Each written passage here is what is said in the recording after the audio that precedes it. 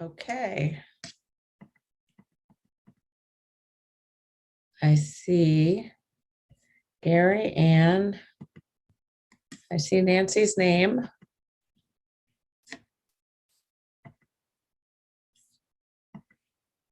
Oh, here we are. Good. Okay.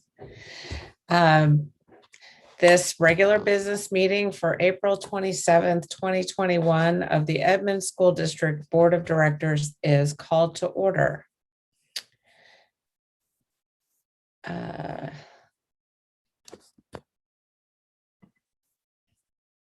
Sorry. Dr. Balderas, would you please administer the land acknowledgement? Absolutely. Thank you, Board of Trustees. We acknowledge the original inhabitants of this place, the Snohomish people and their successors, the Tulalip tribes, who since time immemorial have taken care of, hunted, fished, and gathered on these lands. We respect their sovereignty, their right to self-determination. We honor their sacred spiritual connection with the land and water. By acknowledging these homelands, we commit to working with tribal nations to further the education aims they have identified in our classrooms and in our schools. Thank you. Thank you for that. And next we have our flag salute. I pledge allegiance to the flag of the United States of America and to the republic for which it stands, one nation, under God, indivisible, with liberty and justice for all. Next, we have the approval of the agenda. Do I hear a motion? This is Ann, move to approve. I second it. I have if I may, I'd like to make an adjustment to the agenda. I'd like to pull miscellaneous consent item number 3, which is an MOU between the Edmond School District and EEA, Edmonds Education Association, regarding the dual language program. And the rationale for this: want to have the board have an understanding of the status of the dual language program at a later date, and after that, be able to bring this back to the board. Again, this has already been worked through with our association partners, but I want the board to really have an understanding of the status of the dual language, if possible. And also like to be able to move up our student presentation, our Spruce Elementary, to right after the approval of the board minutes prior to public comment. We do have some second grade students that are going to be with us tonight and want to be able to see if we can move those kiddos up so that they can get back to homework or go back to bed. So if I could. So thank you for your consideration, board. Would anyone like to propose an amendment? This is Ann, I move to approve the amended agenda. Is there a second? I second it.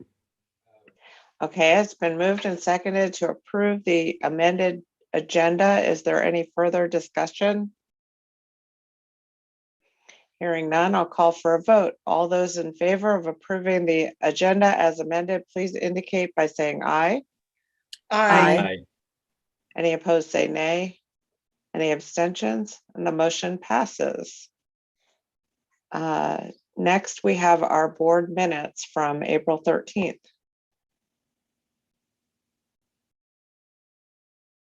Do I hear a motion? This is Ann, move to approve. I second it. It's been moved and seconded, and I see on our current agenda draft minutes, but I assume that what's behind that, the link document is our final document. Is that right, Allison?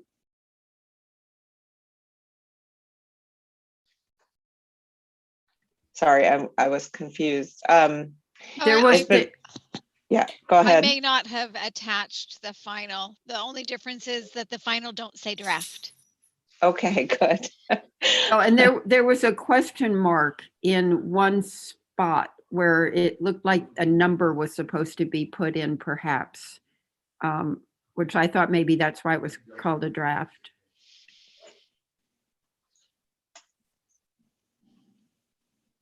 Oh, the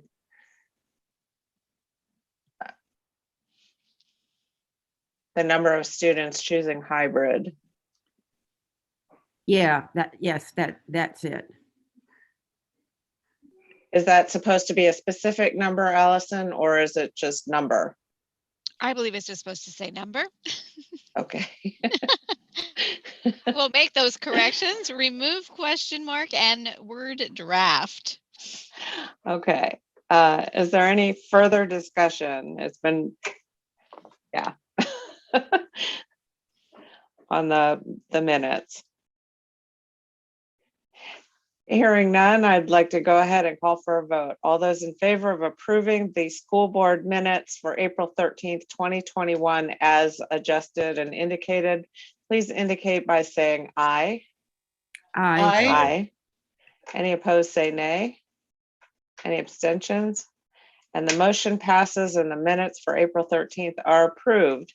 And next we'll have our school presentation along with our second graders. Take it away. Thank you, board. And I'm going to like to turn it over to our principal, Emily Moore, and Dr. Jenny Wormoff, who's going to be helping lead this presentation with our students. So thank you for being here. Thank you so much. It's so wonderful to be here. I'd like to say good evening, Edmonds School Board, Director Kilgore, Director Kadams, Director McMurray, Director Noble, of course, our Superintendent, Dr. Balderas, my esteemed Edmonds School District teachers, leaders, colleagues, and guests. My name is Emily Moore. It is my privilege to serve as principal to the 492 Spruce Dragons, 71 Spruce staff, and our amazing families at Spruce Elementary School. This evening, I am honored to introduce Dr. Jenny Wormoth and her second grade students, Andrea, Anvita, Carmen, Carter, and Presley. In the spring of 2019, Dr. Wormoth traveled to the high Arctic as a National Geographic Teacher Fellow. Dr. Wormoth's expedition has inspired several environmentally focused projects here at Spruce Elementary School, including a single-use plastic policy change in our cafe, a national Arctic design competition, and the amazing bear cub work that you will hear about this evening. Dr. Wormoth, take it away. Thank you so much, Mrs. Moore. Good evening. My name is Jenny Wormoth, and I am accompanied this evening by 4 of my most amazing students, Andrea, Presley, Carter, and Carmen. It appears that one of our readers is not yet with us, so that's okay. I can share the parts that she had prepared. It'll just be a little bit more of my voice. Apologies. So I wanted to share that I actually am a graduate of Spruce Elementary myself. And I am so proud to share this evening the work that my students are excited to tell you all about that we've accomplished this year. And I'm going to begin by providing just a little bit of context to help situate this project in a larger scope of the last couple of years' work. So if our slides are ready, we can begin. Thank you for that help. And next slide, please. Thanks. So as Mrs. Moore mentioned, in June 2019, I traveled to Arctic Svalbard, which is near the North Pole, as a National Geographic Grosvenor Teacher Fellow. And I had the honor of seeing polar bears with my own eyes living wild and free in their natural habitat. And the students at Spruce and teachers at Spruce followed along while I was on my adventure through a website I developed called globalwarmoth.com. And when I returned, this inspired several pretty large-scale projects that we've been working on. And the first we're going to mention in brief is a national design competition that we launched and just wrapped up a couple of months ago. So Carmen and Presley are going to tell you just a little bit about that now. We hosted a Arctic art contest.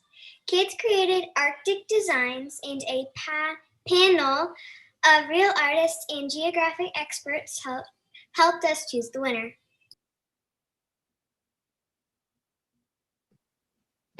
We even had a winner from our own class. Thank you. So it's true, we even had a winner from our own class, and just for everyone's information, there's going to be a full cover spread in the PCC Sound Consumer Magazine May 1st, featuring all of the winning visuals and the students' essays, the artists' statements about their pieces and how they hope to inspire conservation. But after studying the polar bears, my students were amazed to learn that we actually have 3 orphaned baby black bear cubs living just a mile from our school in Linwood, receiving life-saving care at the Paws Wildlife Center. So we decided we wanted to learn more about this and find out if we could maybe even help. Next slide, please. In November 2020, while I was teaching remotely and all of my kids were learning remotely, we hosted a school-wide readathon. We received a generous $2,000 donation from Brown Bear Car Wash that we unlocked $1 per book read over 2 days. So the final donation was gifted from Brown Bear Car Wash to Paws to help facilitate the care and rehab of those baby bears. And the following is the promotional video that we produced for our school to help invite school-wide participation. If you can click the next slide and press play, please.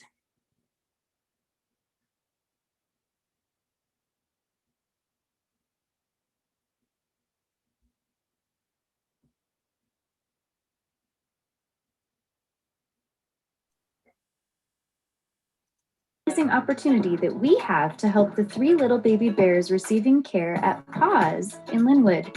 Barry the bear and his friends at Brown Bear Car Wash want to help the bears too.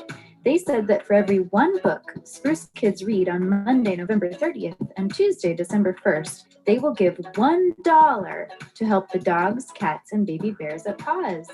Let's get reading.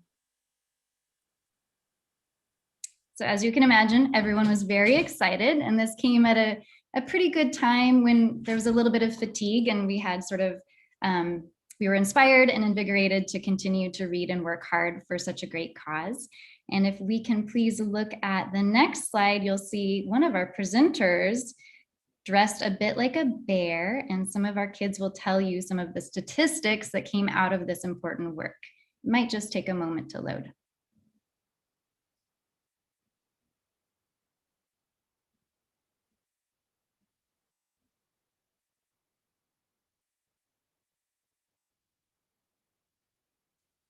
Anvita, we're happy that you're here. Thanks for being here. We have all of our kids, yay. So in just a moment, you're going to see a virtual library that we built full of bear books for kids to read if they didn't have books in hand at home. And you'll see one of our little bear cub readers working hard to unlock those dollars for Paws. Our school read 2,615 books in just 2 days. We earned $2,000 to help the baby bears. I read 119 books all by myself. And just to echo that, Anvita read 119 books all by herself in 2 days. It was pretty amazing. Next slide, please. But our work had only just begun. We also studied the life cycle of bears. Next slide, please. We learned that bears are omnivores. In the wild, they eat a variety of plant and animal matter, including insects, fish, leaves, berries, nuts, and fruit. Cubs drink their mother's milk in the spring, summer, and fall. They hibernate in the winter, and when they emerge in the spring, their moms teach them how to find food in the forest. Next slide, please. My kids were delighted to learn that the veterinarians at Paws actually dress up as mother bears to bottle feed the babies when they're infants. However, they would need to learn to forage for food all by themselves before being released back into the wild in the spring. This was a problem. Next slide, please. We realized a lot about toys, and we drew some genius designs. We gave our design to the vets at Paws. They're going to follow directions. We have some excited friends. Carmen, can you hold on just 1 second? Our friend Anvita is going to share first, and then it will be your turn. Okay. Go ahead, Anvita. Oops. I can help out. The cubs need to learn how to find their own food, such as seeds and fruit and vegetables and leaves and insects and fish and nuts in the wild. And this skill is called foraging. Andrea, can you please share about our idea? We got an idea. we could create toys for the bear cubs to learn with. Thank you. Next slide, please. And Carmen. Madeline. Oh. The Vets at Paws gave us a list of materials that we could use to create their toys. The list includes fruits, vegetables, seeds, nuts, insects, fish, pine cones, leaves, paper mache, ice, rotting logs, and sticks. Next slide, please. Our class designed some prototypes and sketches based on the following criteria. Does the item teach the baby bears a strategy for finding food as they would in the wild? Does the item appeal to their natural instincts in a way that is fun and will invite repeated practice? And is the item safe and composed of only the approved items that the veterinarians provided us? Next slide, please. We know a lot about toys, and we drew some genius designs. We gave our design to the Vets at Paws that are going to follow directions. So the veterinarians are going to follow the directions that the kids designed. And next slide, please.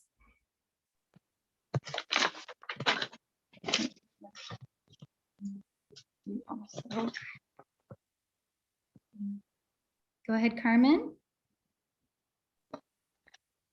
We also got to build toys. We created paper mache pinatas. We blew up balloons, covered the balloons with newspaper and a solution of flour and water, and then let them dry. After they dried, we popped the balloons. We left an opening for the vets to fill them with yummy fruits, nuts, seeds, and insects. Our teacher dropped them off at Paws. Thank you. Next slide, please. Great news. The bear cubs love playing with the foraging pinatas. Check it out. And we would love to show you video footage of the bears with our pinatas. It's just going to load for you now. Might take a moment. It's kind of a big file, but it's worth it.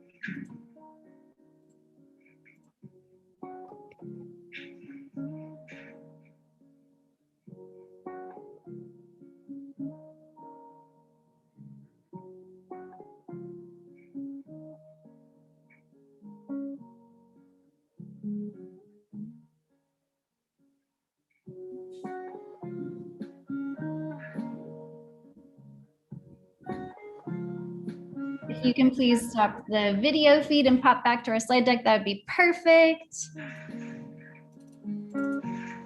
Thank you. Thank you very much. Will anyone else take any questions or comments you may have?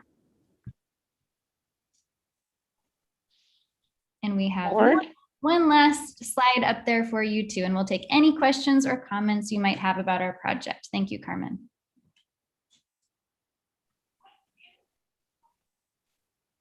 I have a few comments. Dr. Wormuth, you have just done a model of what project-based learning looks like when it has all the criteria that get kids engaged. It was real life. You had an authentic audience. It was interdisciplinary. You had English language arts and math and science and creativity. There wasn't one right solution to it. I'm just blown away, and your kids did an amazing job. And I hope that this is actually shared across the district with other teachers to see the kind of exciting projects that can be done that are interdisciplinary and real life. So I want to thank you for the kind of obvious exemplary teaching and learning that goes on in your classroom. Thank you very much. I appreciate that. And thank you to my principal, Mrs. Moore, for supporting the ideas that come through my mind that I bring into the classroom as well. This is Anne. I had a question about the length of time that this project took. So we have an idea of how long it was engaging with the students. Yeah, so second graders, I'll answer this one. It's kind of a confusing timeline because my expedition was June of 2019. And then the next cohort I had in 2019, 2020, we started this work. We started the polar bear work and actually established the design competition that was phase 1. School was then transitioned to the remote modality, and things were kind of put on hold for a bit because of all those changes. And then this last year with the cohort you have before you tonight, we relaunched. I taught them about polar bears, and then I taught them about black bears, and the actual work around creating these prototypes and designs and the peer analysis lasted about 10 weeks. So the polar bear work was autumn of 2020, and then that transitioned into the black bear investigation, and the focus on the actual enrichment items was December, January, February of our past school year. Yeah. So we dropped them off in March, and the babies will be released in May. Yeah, thanks for that question. We're happy to answer other questions should you have any. I think it's amazing that you got this accomplished, particularly in a remote setting. How did you get the kids to make all the little containers? They all had to individually make them at home and then deliver them to the school? We did, yeah. So I'll start to answer this question, and then I might invite Andrea to join me. So I purchased balloons, and my mom actually collected newspaper from her neighborhood because I don't receive the newspaper. So thank you, Mom. She collected newspapers for me, and I measured out the flour for their formulas, for their solutions, so that it was ready to go. They just needed to add 1 cup of water, and created a take-home supply bag. It was 4 weeks in advance of when the bears needed it because of our every 2-week supply exchange rhythm. And so the kids took them home, and then via Zoom, we constructed the paper mache. So they blew up balloons. Their wonderful parents helped support. They created the solution, painted it on, let it dry for 24 hours, and then popped. Would you like to add anything, Andrea? Because you were such a great leader for that part of our project. So instead, we can't do glue because that would make the baby bears sick. So instead, we used really sticky flour. Yeah, you're exactly right. We had to think about their bodies because they were going to eat some of it. So we used flour and water as adhesive instead of glue. So to answer your question, thank you, Andrea. Yes, they constructed them at home, and then 2 weeks later, their families brought them back to me, where I received them back, and then I drove them to the wildlife center. And just another detail you might be wondering is we didn't stuff the larva and fruits and vegetables inside because we wanted it to be fresh from the fridge for them. So the veterinarians put that in for us right before they gave them to the bears. I would like to ask the children if you read any books about bears when you were doing your contest. Is there a friend who'd like to respond to that? Go ahead, Presley. When we were doing the contest, I think I did. Were you reading nonfiction or fiction mostly when we were doing that? Probably mostly fiction. It was your choice, yep. And Carmen, did you wish to add on to that as well? Yeah, I read a bunch of books about polar bears and mostly black bears, and they were I think they were like that National Geographic books, I think.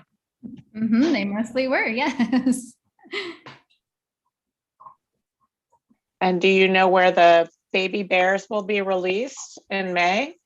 I sort of. So it's a little bit pending. They are not siblings of one another. And I serve on the board of directors at PAWS. So I hope to have some of that information come my way so I can pass it forward to the kids. But it will be within Washington State. I'm not sure the specific area and whether or not they will be released together or individually. But we are really eager to learn more about that and find out. And just so you know, last year we had 10 at PAWS, 10 bear cubs. So pretty amazing work. This is Nancy again. I'd love to ask the kids, what was your favorite part of the project and why?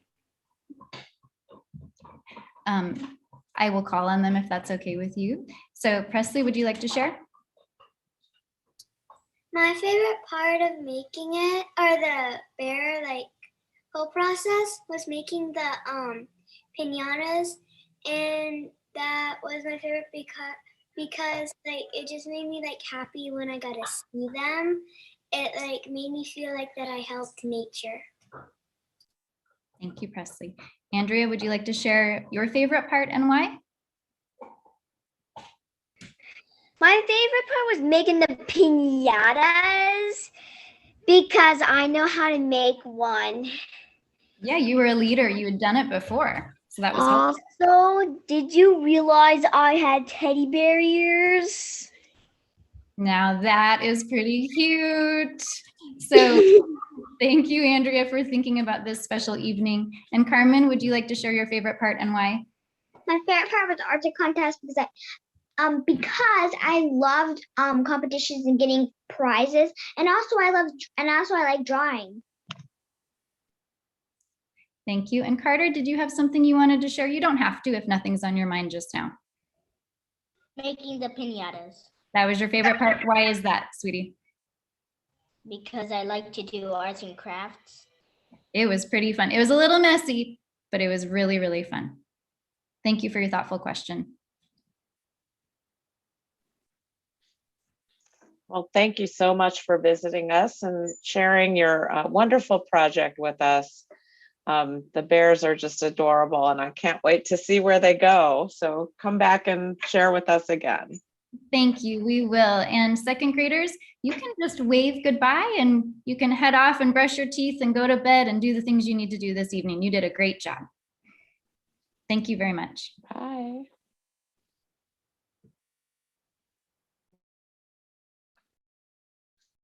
Okay. Well, that was a wonderful way to begin our meeting. Next, we have our public comments. The public comment item on the agenda is an opportunity for citizens to address the school board. Items brought forward during this portion of the agenda will not be acted upon by the board at this time.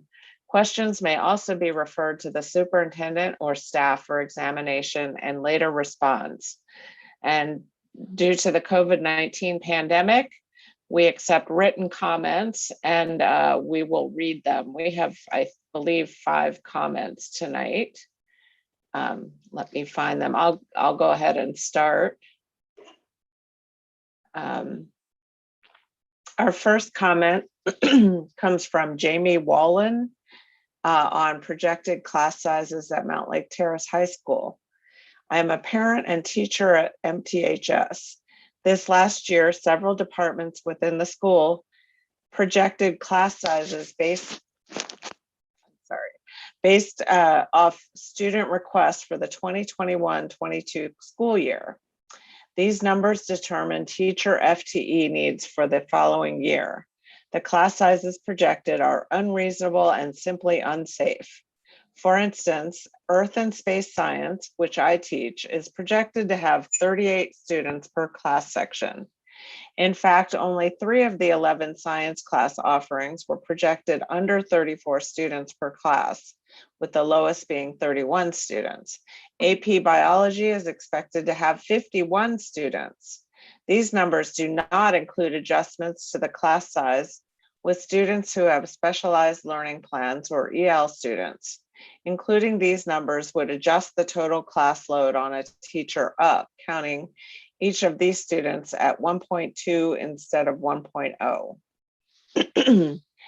This particular situation has been a problem for the last 2 years at Mount Lake Terrace. The FTE number given to the school is not enough. Class sizes start the year too big, with teachers in multiple trigger, which accumulates in payments by the school and district teachers. The last 2 years in science and other departments, this has required our counselors and administrators to spend hours readjusting schedules and creating new sections of courses to lower class sizes mid-semester.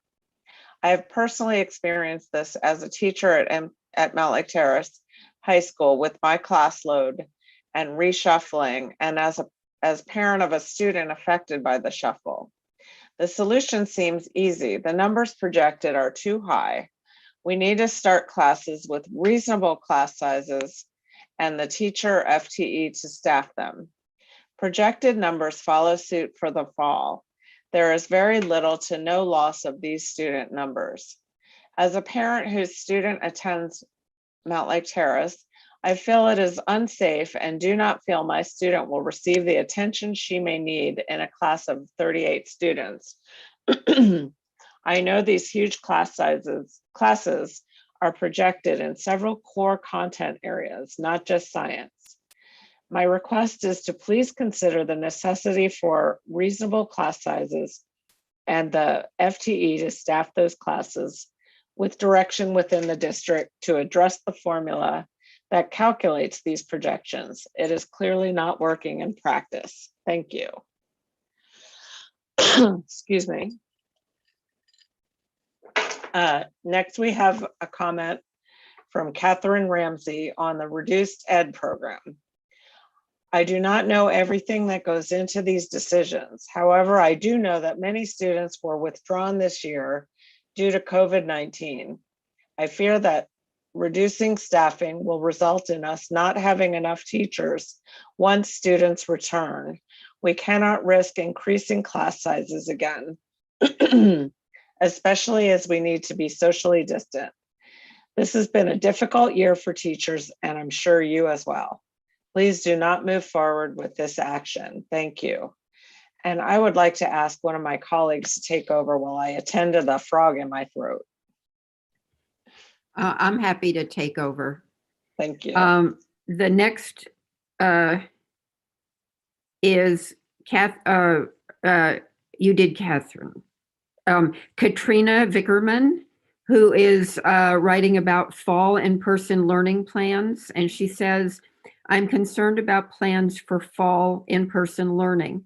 I'd like to see 5 days of in-person instruction as the default in the fall, potentially with an option for families who prefer to opt out to be in a 100% remote program. I have a first grader at Edmonds Elementary. The hybrid model is not providing the required number of hours of education. On asynchronous days, kids are in varied care situations with unknown exposures. Kids would be more safe in a pod with classmates 5 days per week.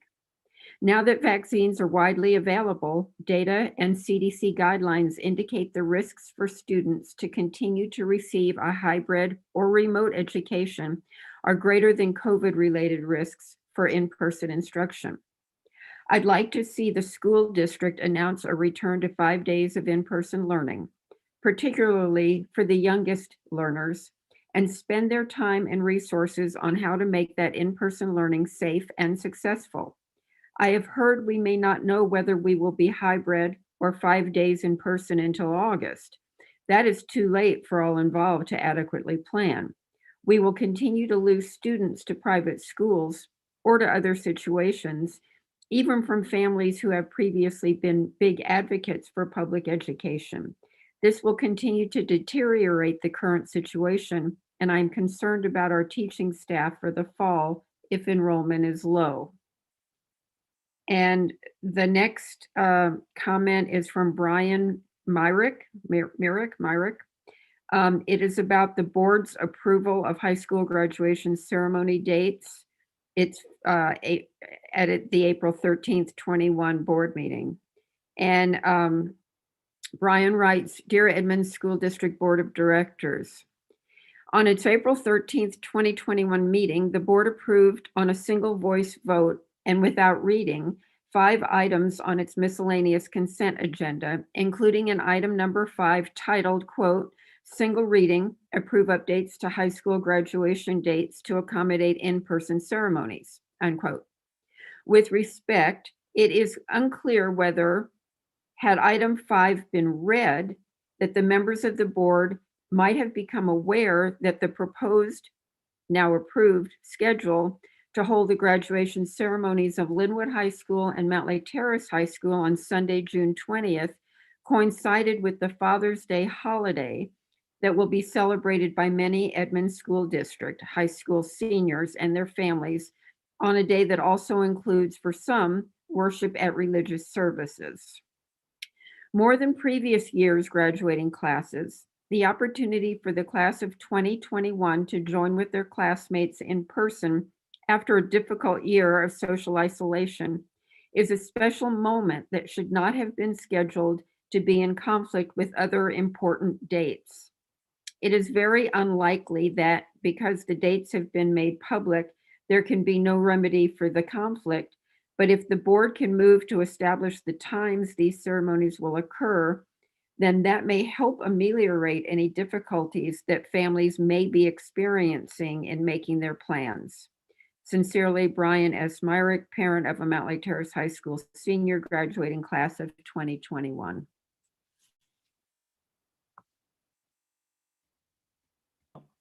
Thank you.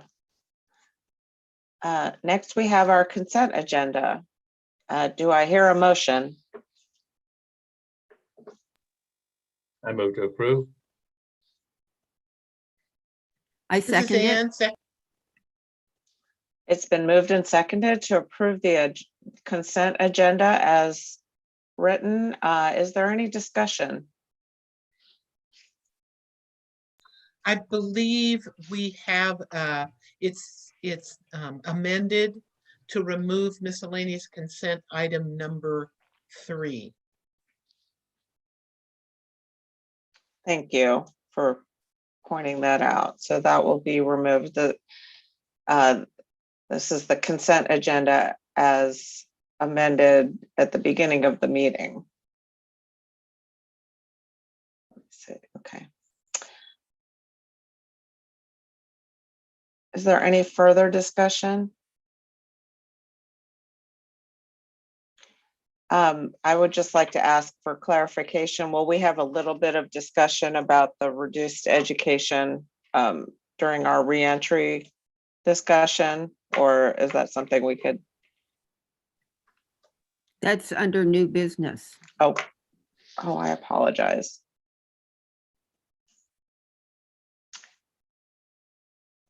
You're right. I apologize for that. Okay, hearing no further discussion, I'd like to call for a roll call vote, please. Director McMurray, Aye. Director Noble. Aye. Did we say Director Chase is not here? That's right. She is not here tonight. All right. Then we will go Director Kadams, Aye. Director Kilgore. Aye. And the motion passes and the consent agenda is approved. We have had our student presentation. Next, we will move into our reentry update. Dr. Balderas. Thank you. If I can get the slide deck up, please. Thank you, board directors. And we do have some guests tonight. We do have some building leaders who will be speaking in terms of how it's going at the very end. So we do appreciate the building principals being here this evening. And I'm going to start off in terms of, next slide, please. Where we're at right now, we're in stage 4, which is right now we have all of our K-12 students that want to be able to come into our schools, into our brick and mortars and we also have a remote option for our kids. So this is something that again, we've had our high school kids in and just excited to see our kids, the kids' faces, the kids' smiles when we visit campuses, and do appreciate the staff for all their work to make this happen at the building level, principals and parents for their patients and kids for their patients as well. I know a lot of people look forward to this, so this is something that we're excited to be able to be in for the remainder of the school year. Next slide, please. Again, just some phases of kids, and I know some of the board was able to walk around and help on the outside of the school campus and visited and saw the faces as well of the kids as they were being dropped off. So appreciate those board members that were able to just even from afar, just to see the kids be dropped off. And here's just some sample of some photos. Next, I'm going to turn it over to, I believe it's Dana, to go over some slides as well. So next slide, please. Yes, thank you, Dr. Balderas, and Director Kadams. It's great to see you at Meadowdale Middle School, welcoming our middle school students. And also, it's really hard to follow second graders and brown bears, so we'll do our best. Here we go. So a quick vaccine and Department of Health update. Washington State has delivered over 4.6 million doses, so the vaccine is getting out there. Everyone is eligible if you're over 16 as of April 15th. In Snohomish County specifically, that 538,000 and change vaccines given. 30% of Snohomish County residents are fully vaccinated. 40% have received their first dose, so we're getting there. A quick update from DOH is if the county does move to phase 2, there won't be an impact on the school instructional day as it sits right now. There could be an impact to extracurricular activities and other events. So we're in a little bit of a wait and see. I believe it's on May 3rd that DOH could make another recommendation, maybe through the governor's office. And so we'll see where we are. We're in phase 3 right now, and we could be going backwards depending on hospitalization rates, per 100,000 rates and all those kind of things. We're at 223 per 100,000 right now in Snohomish County, which is up again from last week, which was at 205. And next slide.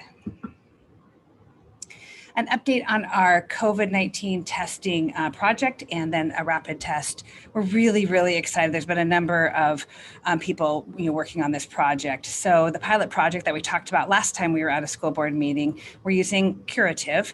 That is actually a picture of the Curative pack. And if you're 4 years old or older, you are able to do this test yourself. And so we're piloting in 3 sites, and it's going to expand to all of our district buildings along with transportation maintenance and our ESC.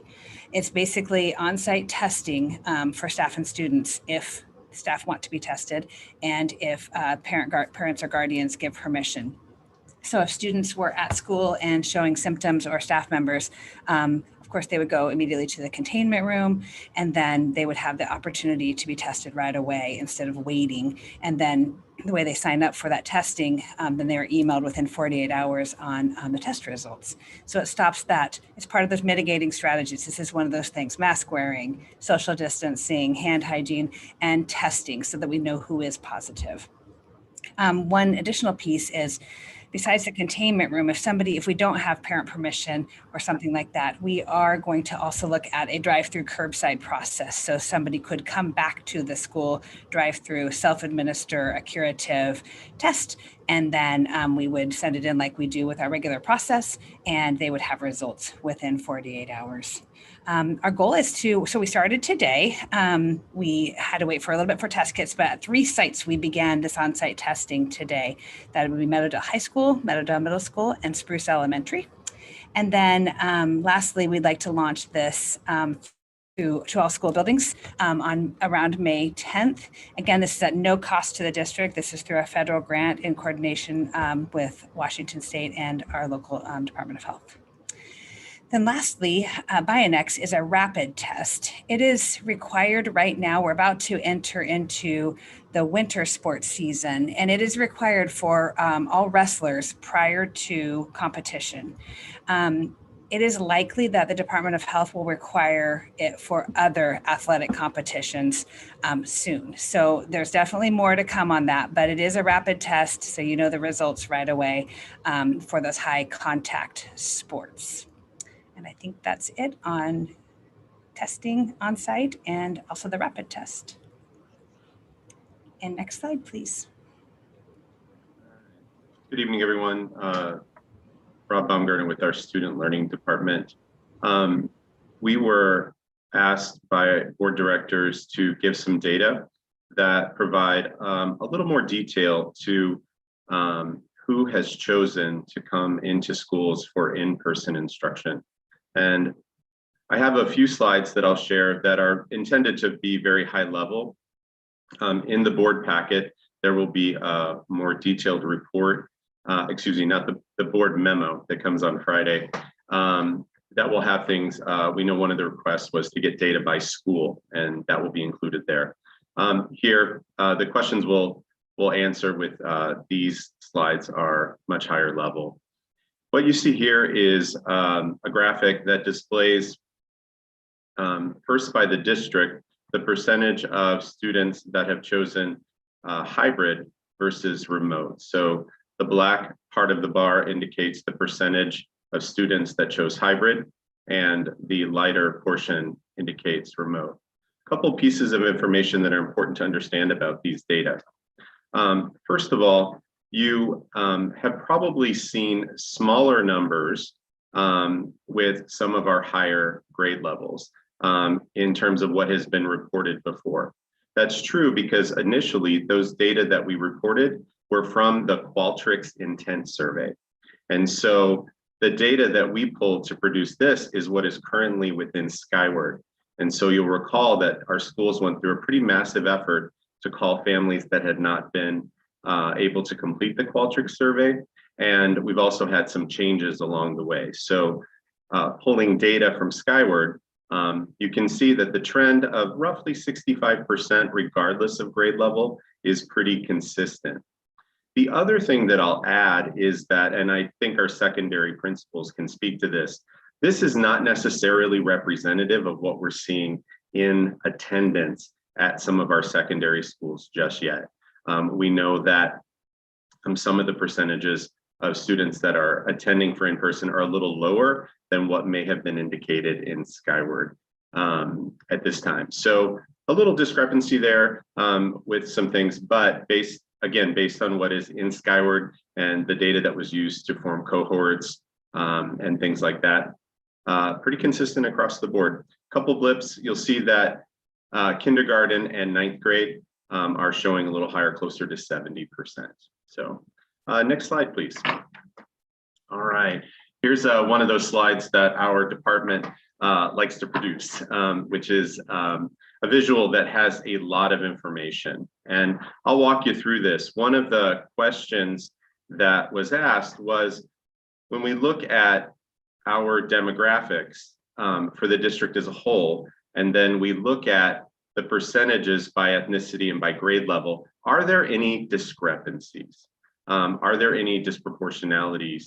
And so this graphic and the next one are intended to show percentages by ethnicity and by grade level. So I'll walk you through with an example.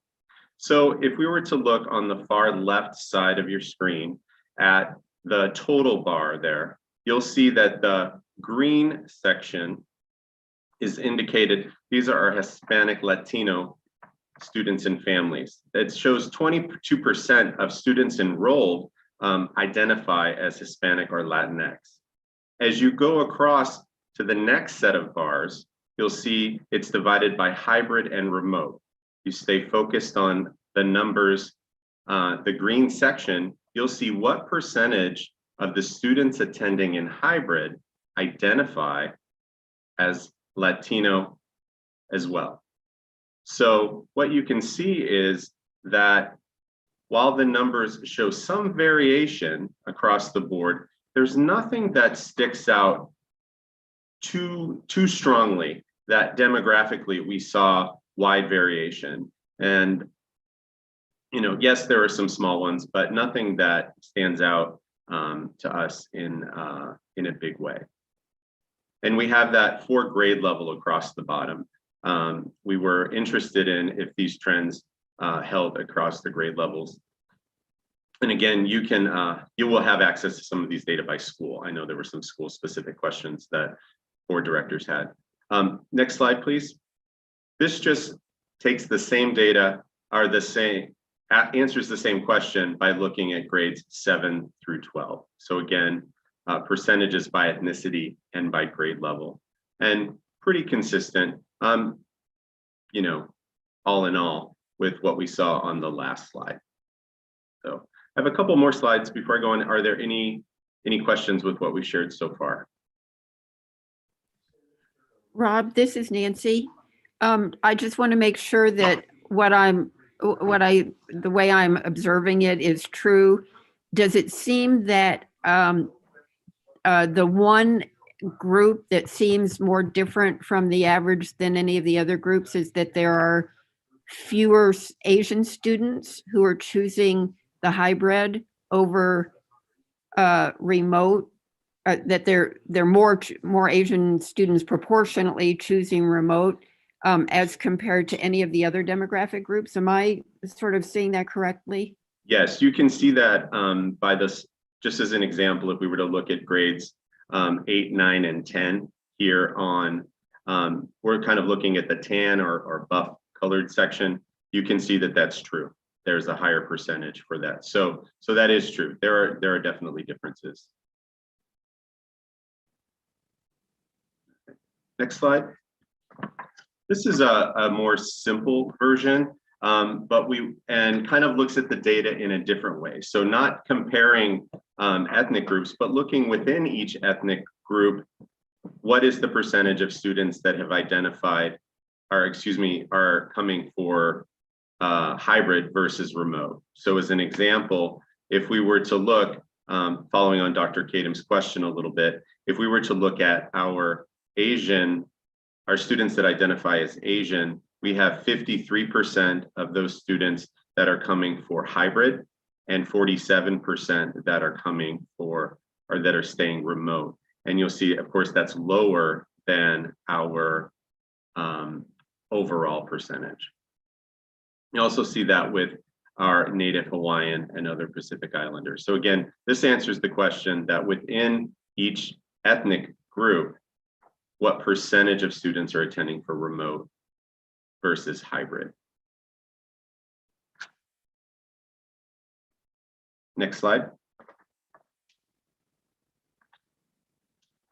We also know that there were some questions about program, and these are some of the ways that we can pull information out.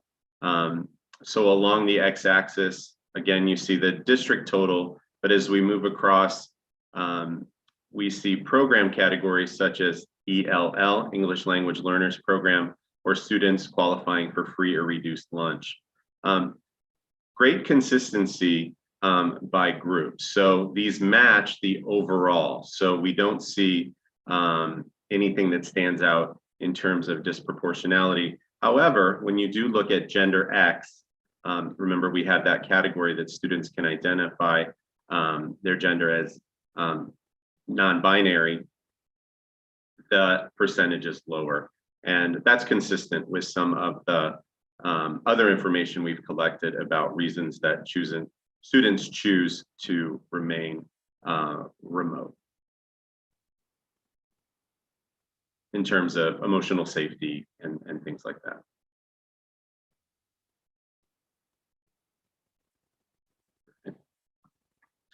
So if there aren't any questions on those, again, we'll have more data for you in the board memo.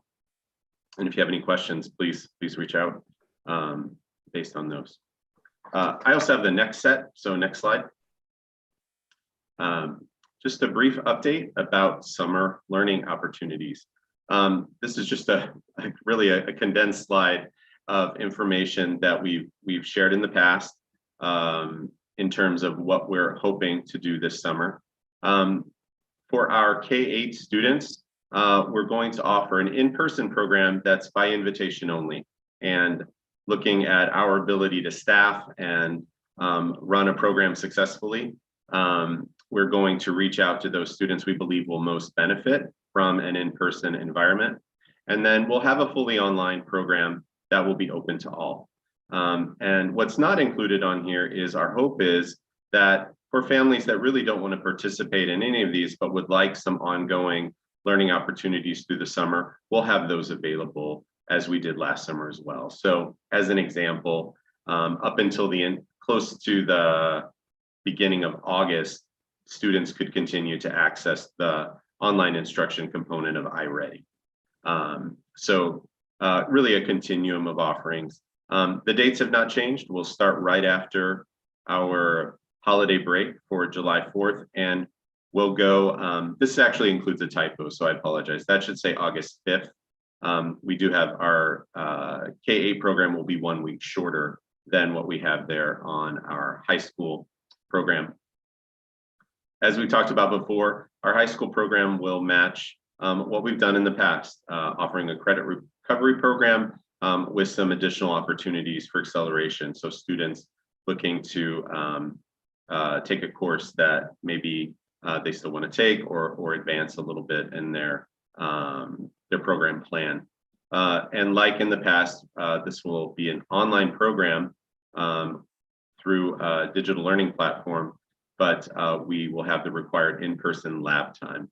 One of the questions that has come up about families that want the credit recovery, but need the, would really desire to stay fully remote. We'll get some more guidelines on that, but we know that that's a question that will occur to some of our families right away.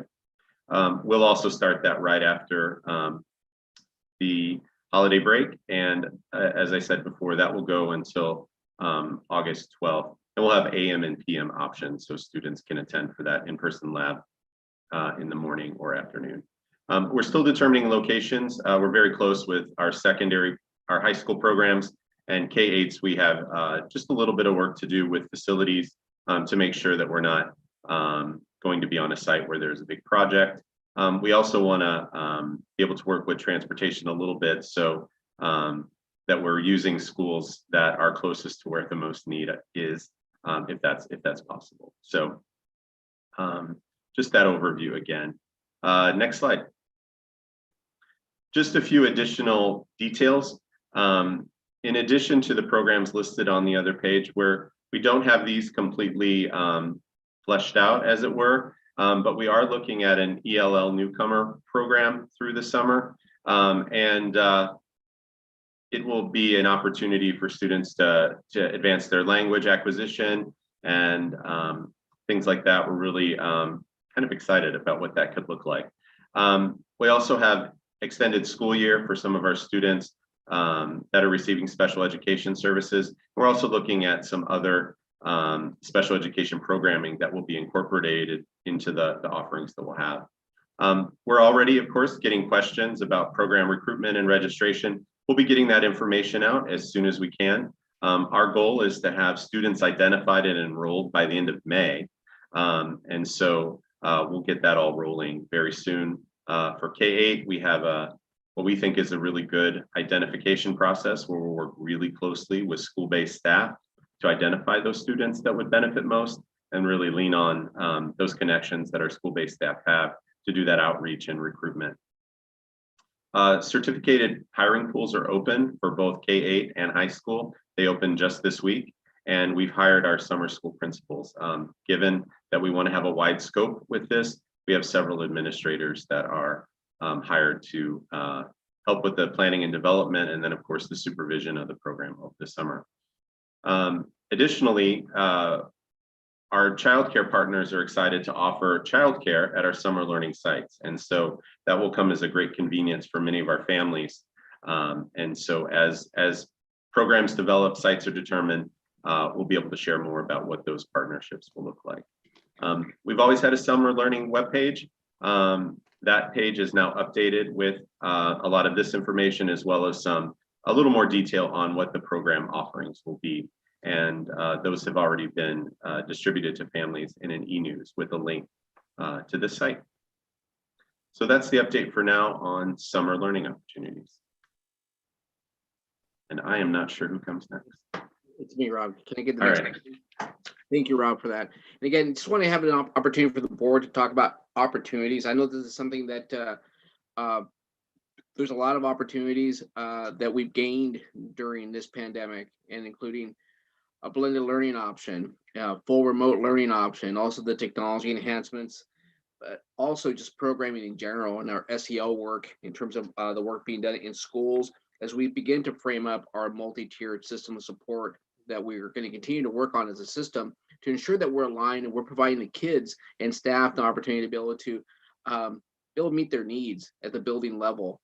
For students, you know, our tier 1, tier 2, and tier 3, and I know you'll be hearing as a board more and more about what that looks like as a system as we continue to frame up our multi-tiered systems of support to really meet the needs of all our kids in our system as we continue to move forward on this. But again, these are some opportunities, as well as continued support for broadband access for our students. You know, this full remote is going to be here to stay, and so I think our educational system needs to really be looked at. I know other districts are looking at that as well in terms of what does the future lie, and having a blended format for our students, having an opportunity to learn. I know when, especially at the upper levels, when you get to university college status, I don't think there's one program that doesn't have one online blended class that a student has to take now. If you go to university, you're in it. So it's something to prepare kids for, but also to ensure that, again, we provide more pathways for students. So this is something, again, as an opportunity, and really would like to have the board really weigh in terms of what you have felt, you know, maybe catching a little bit off guard here, but what the board felt in terms of what opportunities have been. But also, I think in the future, be able to ask our schools, our staff and parents in terms of opportunities for the future as well.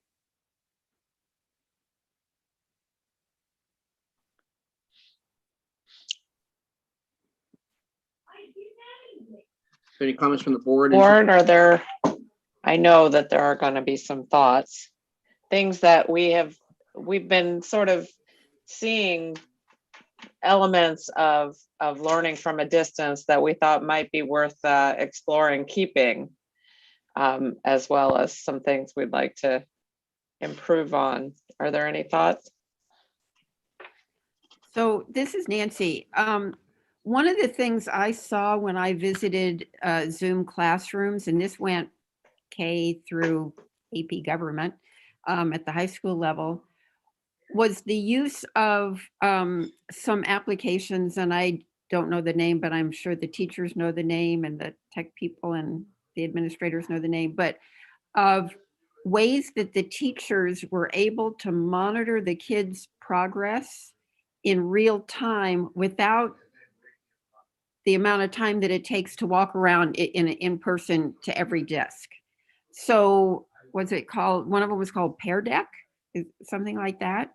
And it seemed really both efficient and effective as a way for the teachers to know where the kids were on the various things they were working on. If a kid wasn't finding where they needed to be, they could immediately see that and help that kid get there.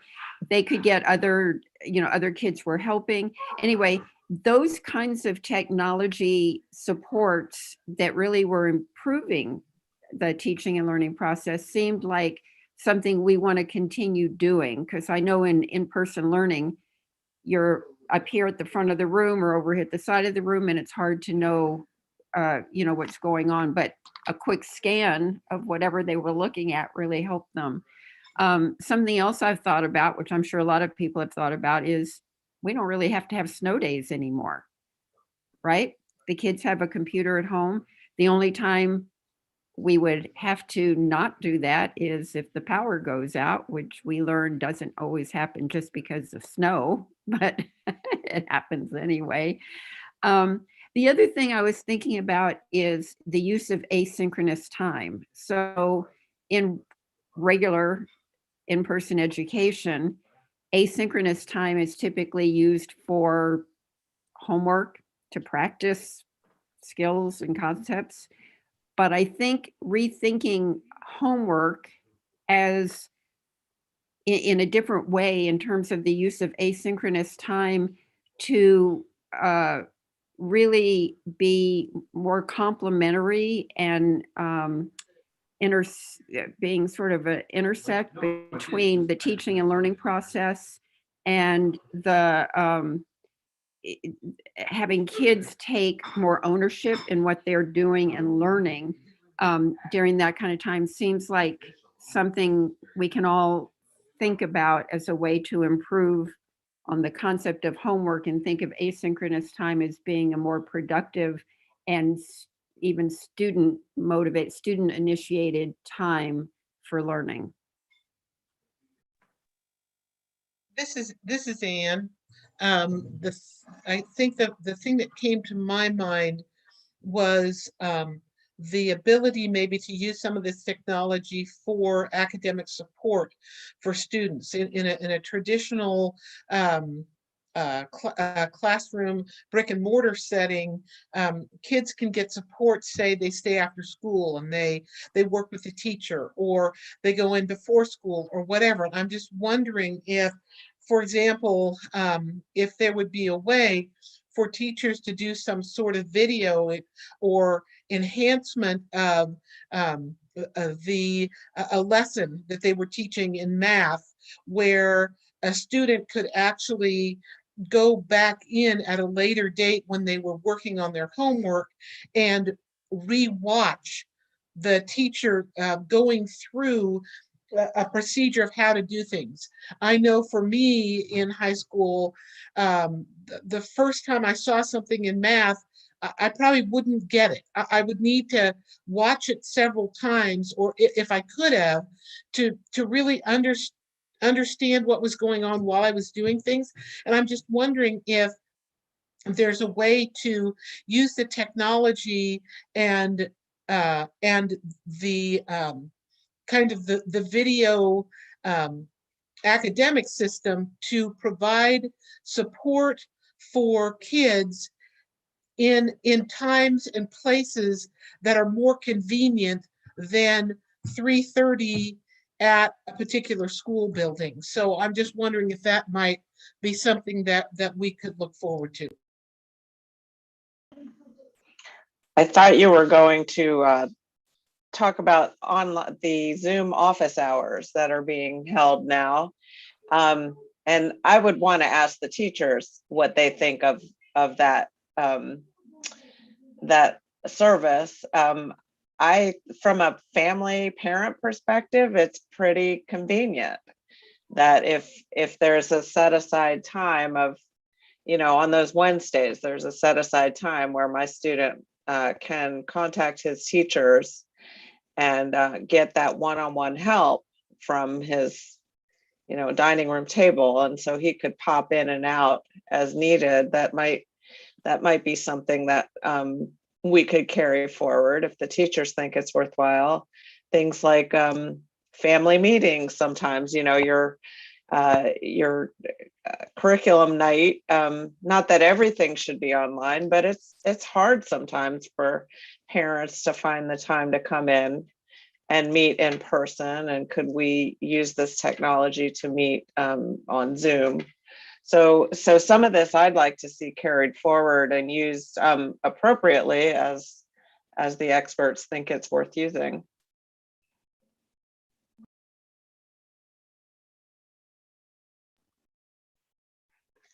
It also, for me, it connects to some of my personal sort of priorities that I really want to see the district take another look at our bell schedules and our, you know, how much opportunity, you know, how many opportunities kids have to get credit and related. I mean, these are big, sticky issues in our district, you know, that the kids can only take so many classes, and of course we all, it's very noticeable right now that the high school bell schedule is not ideal.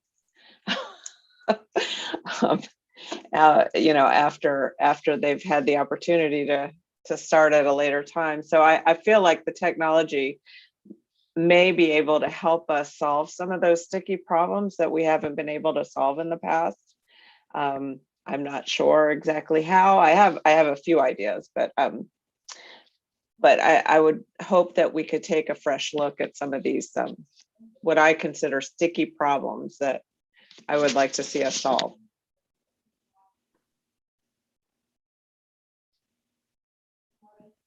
So thank you, board, for that. And again, we'll have other opportunities for us to weigh in as we continue with our future strategic plan as well, that the board will weigh in on, and so we can make sure that we gather your vision as we begin to do the work ahead. So those are some great comments. And again, we will ask staff and also students in terms of what they thought as well, in terms of what should stick, especially the older grades. And I know we have kids on today. So I appreciate those comments and just thank you for that. Next slide, please. I think as we plan for 21-22, I think the expectation, it was stated in one of the public comments, the expectation for the system, for the district, is to have 5 days of in-person option for our kids. I think that should be the expectation for our community, for our kids, for staff. 5 days a week in person, K-12 should be the expectation. And of course, there's guidance from the Department of Health that needs to be looked at, as well as the governor's office. But again, that should be the expectation, with a fully remote option for families that want to stay remote, K-12, with a fully remote. That needs to be reviewed and looked at with our association partners to determine the working conditions to that.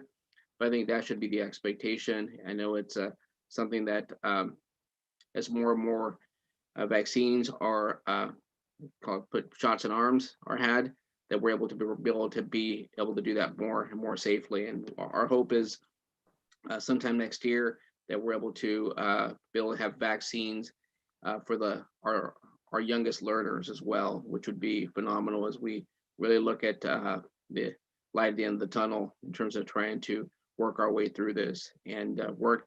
And I just really appreciate the resilient staff. So again, we'll be working with our employee groups, but I think that should be our expectation as a school district in terms of what we should be offering next fall. So any questions about that at all from the board? Okay. Not, we do have some principals here, and also we have our student board reps here as well to be able to answer questions. I think we do have Joe Webster, I see Emily Moore is here, and and also Mike Piper. So we have 3 building leaders here, and I appreciate the building leaders being here after a long day to be able to, maybe if we could, maybe we start off at the high school level and go down. So maybe start with Mr. Piper to talk about his experiences, because we've had kids in school for the last little bit over a week, and maybe Mike and you and Joe maybe can weigh in terms of the secondary, in terms of what you've seen. So yeah, we're in the middle of week 2, and I will say at the end of last week, there were lots of challenges and new learnings for us. But overall, I think the general feeling was it was one of the best weeks of this school year, and a very difficult year that we've all had. It was just nice to be back together in the building, but not all our students are back. Obviously, some students are in remote too, so everyone is learning something new. And so one of the things for our students is learn how to wake up earlier. We talked about that. That's happening. And this week now we're in the middle of the Spirit Week, so it's fun. Yesterday was a pajama day. I didn't participate, but many folks did. And we're just enjoying getting that community going again, and having the opportunity to to connect in ways that we've really missed. And we're also just learning a lot about how this works. And yeah, we're just in the middle of week 2 right now. So I'm here for questions. I didn't prepare anything other than just to give a quick update and answer questions if we have them.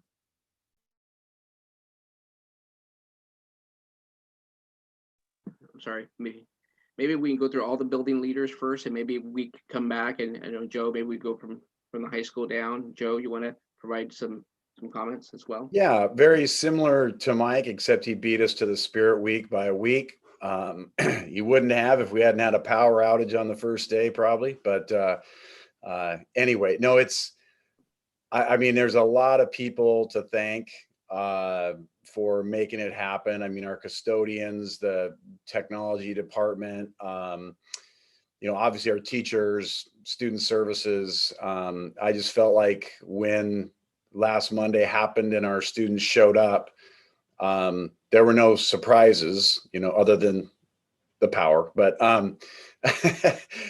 Nancy was there. I appreciated her coming and helping out. And so it went really smooth. What we have noticed is that students who are having some attendance difficulties prior to hybrid, who have chosen to come back in hybrid, are attending at a higher rate. Students who are having attendance difficulties and have remained remote are having the same difficulties, and so we're still working on that. But it's certainly having the kids back in person. You can see that after that first awkward day of middle school, it didn't take long for the kids to really enjoy being able to be together in the building.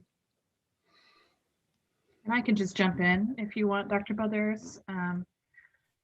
It has been the most normal feeling of the entire year to have our students back in the building, at least for us over here at Spruce.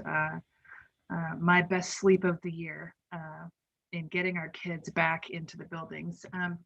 Safety-wise, I think it's important to acknowledge that even the youngest of us are so eager to be back that they are wearing their masks all day long with very little issue. Lunch and recess are going really well. All of our routines and procedures and all of the work that we put into place for that are going really well. At Spruce, we provided fun kits, individual fun kits for each student at recess. And for you, all of you educators in the room, sidewalk chalk, slinkies, magnifying glasses, and little helicopters that you zip and it goes woo in the air. Just ways for us to be creative with our recess time. Teaching and learning is going really well. Our teachers are resilient. Their resilience is elastic, and I'm super proud of our teachers, K-12. Things feel a little bit more normal. We're working hard to finish the year strong. And to echo Joe, transportation has been magical. Our facilities team, you know, led by Matt Finch and the whole crew, our student health services department with Mara, having the health para in the building has been great, and Chris Bailey with technology. And I want to give a little plug for my custodian, Rick Staub, without whom we would not have had this building ready. And I just want to finish up with saying, I think I can speak for Mr. Piper and Mr. Webster to say that we're very, very proud of our students, both in person and remote, and the hard work of our teachers and our staff and our whole system. So thank you so much.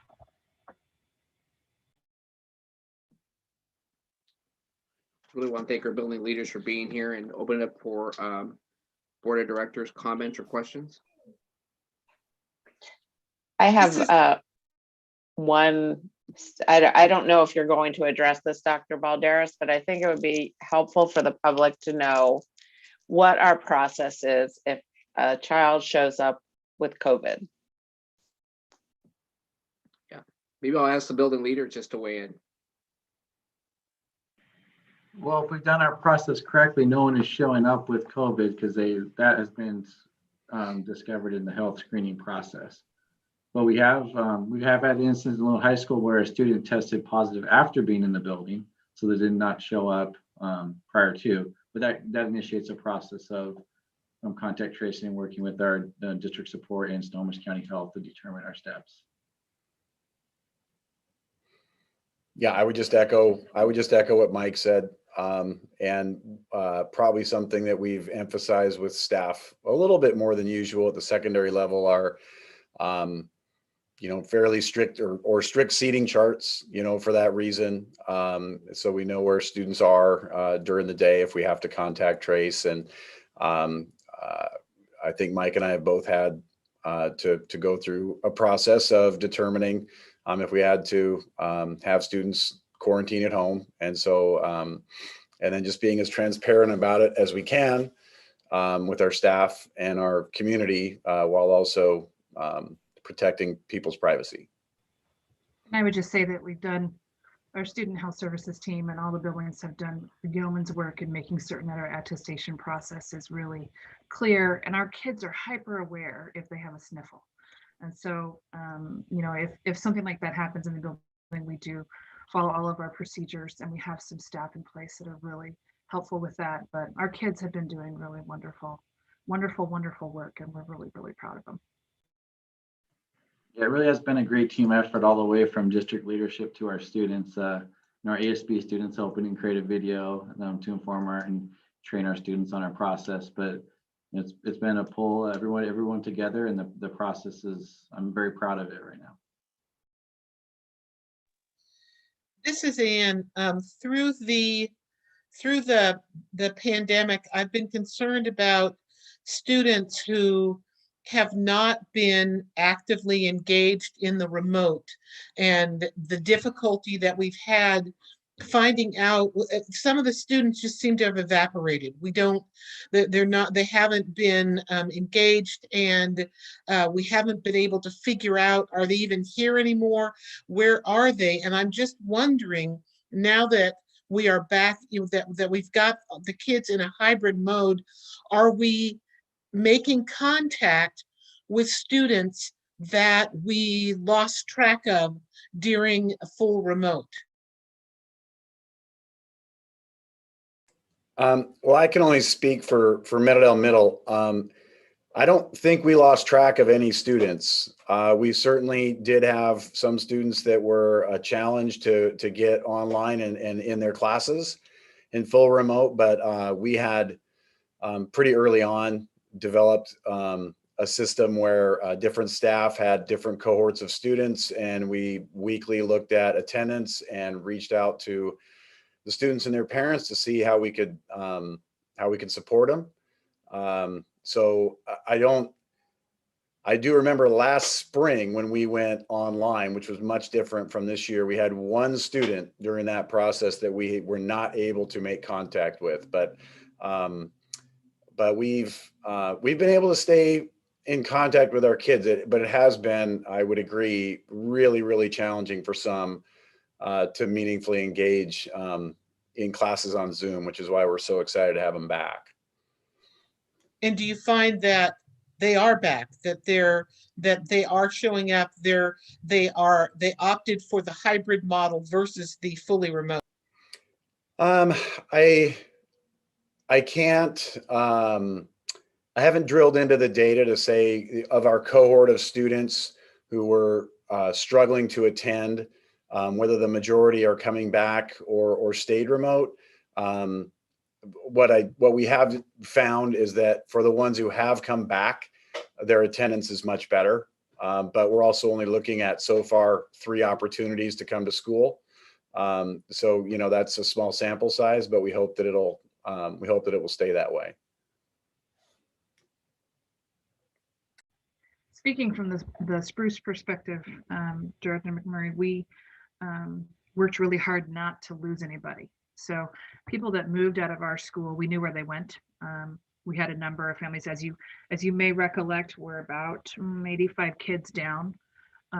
We usually sit around 570, and we're at 492 today. The kids that we knew moved. The kids that were ours, we determined who they were. We have a very robust student support team here that includes my counselors, my EL teacher team, my SYNC, my student intervention coordinator. And we worked with every single student to make certain that they had the tools that they needed to access during remote. And For the most part, most of those students returned in hybrid, and it was beautiful to see. So we are very, very encouraged by coming back in person. And yet we also acknowledge that there are two sides of the house here. There's the in-person side where we get to see them, and then there's still the remote side of the house where we still need to be vigilant about how we finish the year. And that's what at least my team at Spruce is working on. And I'm certain the teams across all of the buildings are working on in keeping kids connected to the learning and to the relationships and to their teachers, so that they're still ours and still connected to us.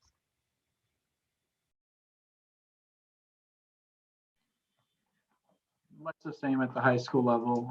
You know, our engagement team worked really hard throughout and continues to in connecting with students. I would say a lot of times we were in touch with students, we were communicating with them, we were going on home visits, but getting them into the Zoom class and engaging with the Zoom class often was a challenge. And for a variety of reasons. And some it was just a motivational, it was really difficult. And, you know, hearing their stories and what they were going through was, you really sympathize and empathize with our students. And, you know, it's a small sample size. We've only been going for a little bit, but there have been, you know, this is anecdotal, but a few students that we've really been struggling with all year have come. And one student that I'm thinking of right now was telling me that he's turned in more assignments this past week than he has all year. And just a smile on his face and just that injection right now of just a morale boost for everyone. We're really hoping to ride that and help us to finish strong here. Thank you. Yeah, just one, we had a student attend today for their first time this year. And had we not come back in person, that wouldn't have happened. And there's a lot of circumstances around that situation, but it was pretty it was pretty amazing to hear from that student's parent when they got home how much they enjoyed being at school today. So.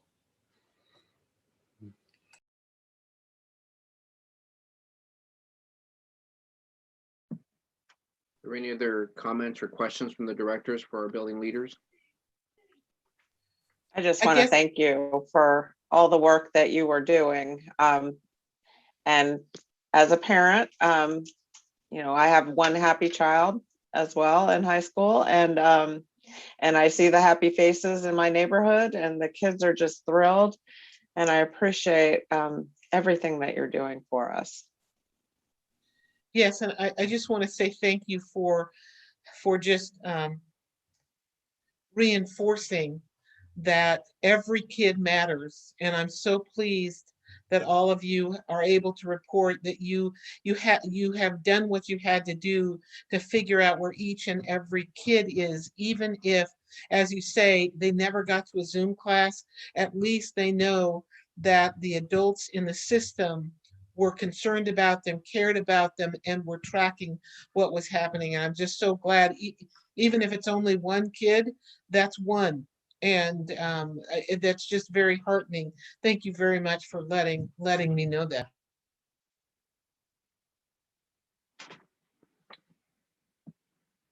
So thank you, building leaders, for being here this evening. Really appreciate your hard work all year, as has been noted. So just thank you, and for staying here this evening with us. So thank you. We do have some student board reps that I'd like to maybe call as well. We have Isabella, Cerelia, and Ritika, and maybe ask them to weigh in as they are maybe their experiences of their remote or their in person. You would like to maybe weigh in as well. Yeah, first of all, I do want to say thank you to all of our principals and all of our staff members for making the transition to hybrid possible. I'm doing the hybrid model, so I'm going in person twice a week. And one of those days I'm starting at 7:20 and the other day I'm starting at 6:20.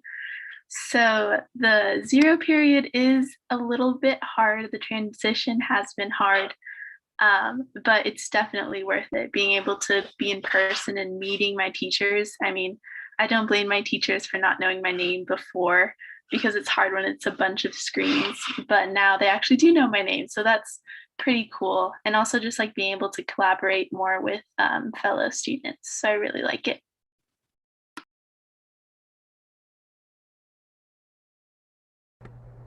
For me, I'm going back to hybrid too, and I think it's been amazing so far. The experiences and like I didn't realize how much I missed being around people and my friends until I came back to school. And in-person classes, when you're talking about the student who turned in most of their assignments, I related about that too. I got so much work done while in person and actually face to face with my teacher rather than on a screen, and it helps me feel so motivated. And I'm just very grateful for this opportunity too. Yeah, very similar to what Aurelia said. I think I have a weird thing of remote learning and a 7th period class going on that's actually in person. But so having like experienced both worlds and kind of experiencing this, there's so much that we take for granted before we lose it. And being around people and doing school in this manner, I mean, school represents so much more than just the educational system. It really is a social emotional well-being and being around people and forming those relationships that you just can't replicate as well over screens. And I think teachers and students are really appreciating the opportunity to be able to interact and kind of go back to something that we knew and relied on to kind of keep us going. And I think just that experience has been really amazing. Of course, there are challenges. Of course, there's, figuring out how do you teach in person and remote at the same time and do it effectively. And within that, just challenges. But I think just the experience of normalcy, having the full class periods kind of makes it seem like it's a full, school day, even if you're in remote learning. So more of an opportunity to lighten up on the workload outside of school, because we've already been staring at the screen for 6 hours in the remote learning sense, and just kind of being able to go back a little bit and stop and smell the roses, I guess, that's been really nice.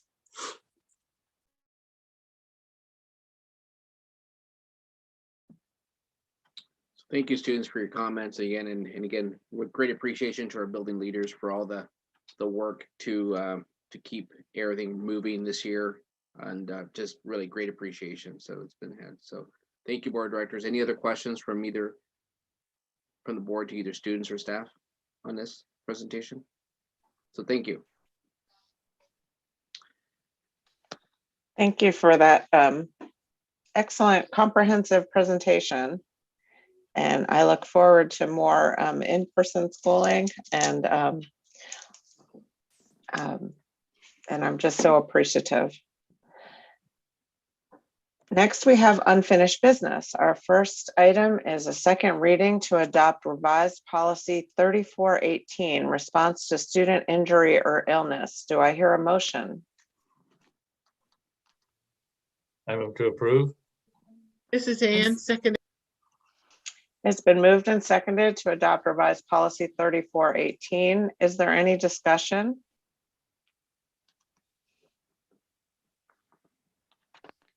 Hearing none, I'd like to call for a roll call vote, please.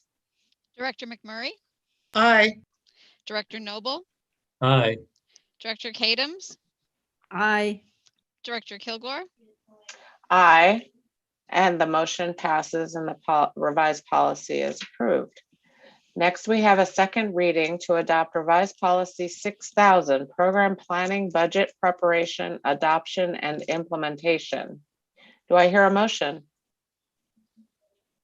I move to approve the revised policy 6000. This is Ann, second. It's been moved and seconded to adopt revised policy 6000. Is there any discussion?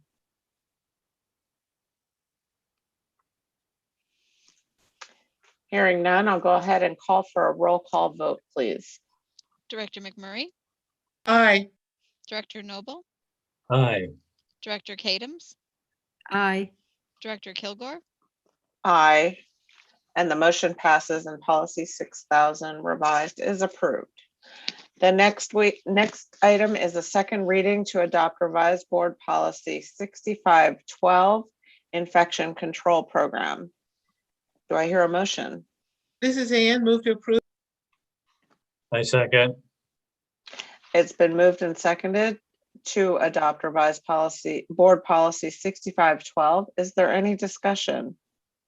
This is Ann. I just wanted to say how pleased I am that we're really coordinating, watching the WASDA language, and being ahead of getting these policies changed, especially regarding infectious diseases, and the shifts, the changes that we're implementing, that we're learning through this COVID, to be able to make some changes. So I just wanted to express my appreciation for the work of getting these revised policies to us as a board so that we can vote on them. I have a question. This is Nancy. Where does COVID fit into this particular policy? Director Kadams, this is an overarching policy. It's closely connected with bloodborne pathogens and protecting folks from coming in contact with those types of injuries, and it's a pretty extensive manual we have that's online. It's probably 50 to 60 pages, but it is not like a COVID specific. It really is dealing with those things that you find in a school district where you might be transmitting blood, stick your finger, those kinds of things that could pose a health issue.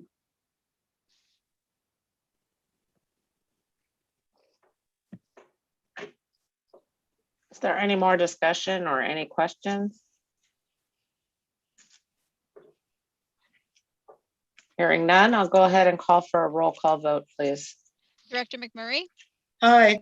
Director Noble, Aye. Director Kadams, Aye. Director Kilgore, Aye, and the motion passes and revised board policy 6512 is approved.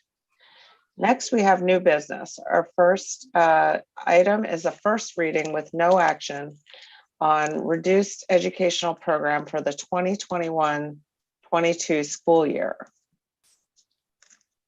Is there any discussion?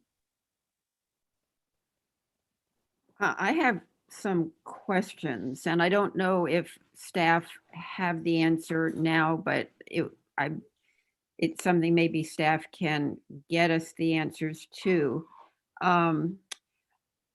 I'm wondering how many certificated subs were hired for this spring, and were any of the, I'm trying to understand the vacancies that were referred to, if these cert subs were filling vacancies that already exist, or if the vacancies are anticipated for the fall from resignations or retirements that are planned.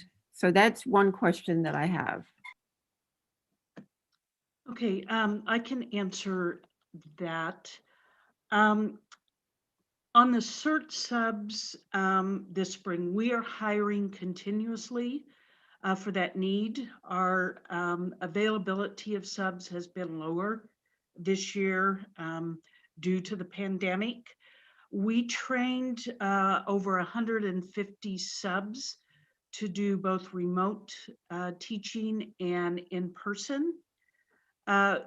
To meet the needs of hybrid learners coming back, we have 40 subs that are in long-term positions for the remainder of the year. So they were either for new sections that we needed to add, or they're being used to support in classrooms at the secondary level where the teacher may be remote and they're in the classroom supporting the in-student learners. And we have also worked on emergency subbing some of our interns that have worked for us. We've done about 5 to 8, and we've got about 15 more that we're waiting from their certificate from OSPI. So that's kind of how we're meeting this spring the immediate needs. Regarding the reduced educational program, a little bit of background, and then to answer your question, as usually at our first reading, all that we have available at that time to bring to you is the number of staff who have been surplused. That's not a reduction in force. That's just after the round of staffing done by our buildings, the number of staff they've been allocated is less than the number of staff they had this year. So they may have generated, based on our enrollment projections for the 21-22 school year, to need 30 teachers. They have 32 teachers. So we go through a process of surplusing by building. And now we're in the process of matching those individuals who have been surplused with vacancies that we know we're going to have for 21-22 based off retirements, resignations, or leaves of absence. So that's where we get the vacancies of, right now we know across P through 12, we have 50.30 FTE vacancies. And at this point, we have 47 FTE of employees that have been surplused out of their buildings, that we are now in the process of looking at their endorsements, following the process we have in our negotiated agreement with our association around experience. And it's the puzzle piece of trying to match those that have been surplused with any openings we have at this time. We know we will have more openings. We just don't know when. We traditionally pick up between now and the end of the school year, more resignations and retirements. We are lower at this point than we've been in previous years. But that's a snapshot of where we are right now and the work that my team is doing in trying to match those that are surplused with vacancies that we're aware of at this point. Debbie, I'm sorry, when you say lower this year than we've been in previous years, lower in terms of what? Of the number of resignations and retirements that we know about now is lower than what we normally know at this point in time.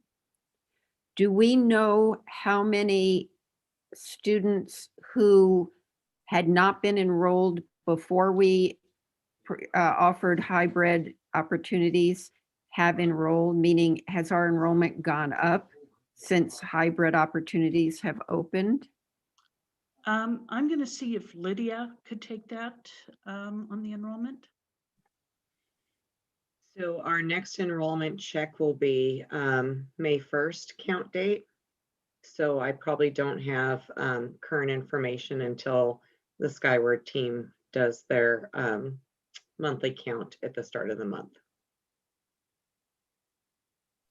And Lydia, on April 13th, your February board report on page 7, it showed the comparative FTE enrollment pattern, and the last month that we have for here on that February was back was back in February, and it looks like, at least the way I'm reading it, at that point, the monthly annual average for February with 2019-2020 was 20,100, and And this year that dropped to 19,600. So about a drop of about 700 students. So there's definitely we're running a gap between the 1920 monthly averages and the 2021 monthly averages. And I'm just remembering, wasn't the 1920 monthly average, wasn't that kind of a number that was frozen in a way, because the state allowed us to basically keep the same number because of the difficulty of trying to get enrollment and that sort of thing. So in some ways, when we actually start getting our actual numbers again, they might actually be more like 2 years out of date. Is that how you're reading it? Yes, you are correct in that in 1920, they froze us after the March count date. So we may have had some typical attrition for the springtime that we didn't realize because they froze us. And so if you give me 1 second, I will quickly look up where we're at in April, because of course you haven't seen a little bit more current data.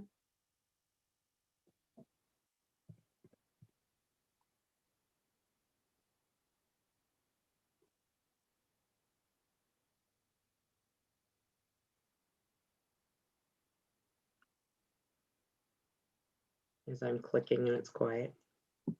Are there other questions while we wait for that? There we go. Are there other questions from the board as we wait for Lydia's answer? I have another question, and it touches upon one of the public comments as well. So this is in terms of class sizes. As we're figuring the number of staff that are needed for next year, are we basing that on 3-foot social distancing? And how are we taking into account the problem of class size when we let staff, or we tell staff that we're not going to renew their contracts, and then we end up needing more, but they've gone elsewhere and we have trouble getting staff? I'm worried about the relationship between this reduction for the educational program and the class size question. I'll take the first part. At this point, no one is receiving RIF notices. This number will go down. These are individuals who don't have a location and a position yet. My team is working through trying to match them. So we don't know at this point if we would need to reduce any of our gen ed staff or not at this point. You are correct. If we do need to issue notices, and we have to do that by law by May 15th, and you would need to take any action at your May 11th board meeting. We also know that things change from the end of school through August. And if we do reduce anyone, we would go back and recall based off the agreement that we have with the association of how we do that. And you are correct. Sometimes staff goes elsewhere, and then we work to go through our regular and normal hiring process. But I want to stress that no reductions of force have been identified at this time. This is the first step in balancing staffing, and then it will change on a daily basis up through when I bring anything to you, if I need to, at your May 11th board meeting. So Lydia, I'll turn it over to you to talk about the staffing and the relationship to how that might look if we're still in a hybrid. Okay, so first I'll answer the enrollment question. So between the beginning of January and the beginning of April, we have decreased 152 full-time equivalent students. And between March of last year, which of course was the time they froze enrollment, and April of this year, we're down 573 full-time equivalents. And that excludes Running Start, which is a self-flowing sort of mechanism. So just K-12 excluding Running Start and Open Doors. And then Debbie, if you wouldn't mind rephrasing the staffing question. So Director Williams had asked how we account for the 3-foot rule in enrollment. And then part of what I was answering was if we have to reduce staff and then enrollment comes back up and now that staff is not available. So a couple of things. Early indications is that a lot of classrooms would look as they did pre-COVID if it was a 3-foot distance instead of 6 feet. That of course there would be some classrooms that we would have to make adjustments for, some of those largest classrooms. Your typical K-6, it should work. And then of course, some spots at high school. We start the staffing process right now, and then we keep a good eye on it throughout the summer and try to make any adjustments at the beginning of August where we can, if we're seeing students registering over the summer, and we feel fairly confident that the numbers are coming in higher, then we can increase our staffing levels before school starts. But truly, if a certain teacher has left the district and isn't able to come back, yes, we would have to start with a different pool of candidates, unfortunately. Conversely, this year, of course, we're coming in on average 600 full-time equivalents, and we are slightly overstaffed this year, and we've been trying to mitigate that throughout the course of the year.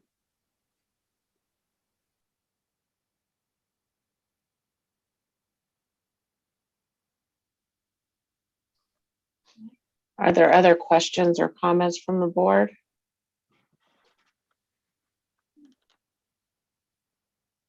Thank you for the report and for all your work. I know this is a really complicated process.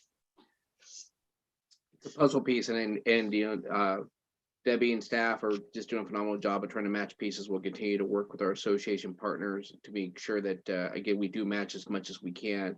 A reminder, in a typical year, we hire, Debbie, can you say on a typical year what our hiring numbers are typically? It's between 100 and 150 each year. So again, we're just, we'll continue to do that, but I really appreciate the work that staff are doing right now to try and really work very, very hard to get all those matches. So thank you, Debbie, and for you and your team for the work. Thank you. So if you wouldn't mind, I'm going to go ahead and call for a 5-minute recess for a bio break, and we'll return at 8:29.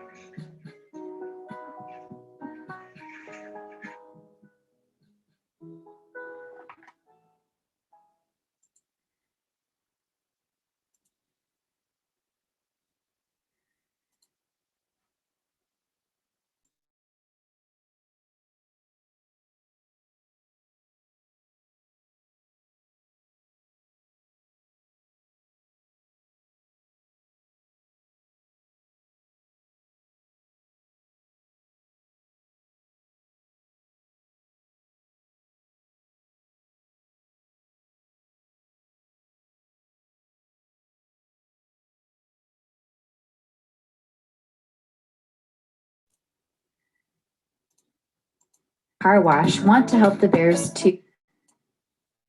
Hi, Spruce Dragons. It's Miss Warmouth, and I'm here to tell you about an amazing opportunity that we have to help the 3 little baby bears receiving care at Paws in Linwood. Barry the bear and his friends at Brown Bear Car Wash want to help the bears too. They said that for every 1 book Spruce Kids read on Monday, November 30th and Tuesday, December 1st, they will give $1 to help the dogs, cats, and baby bears at Paws. Let's get reading.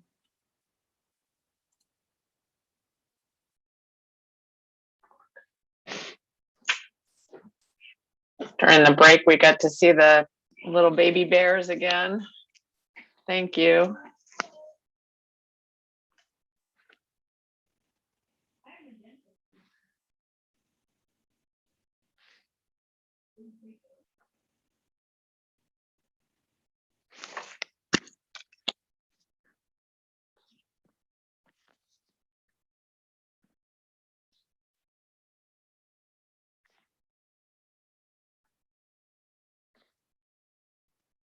Okay, are we all back?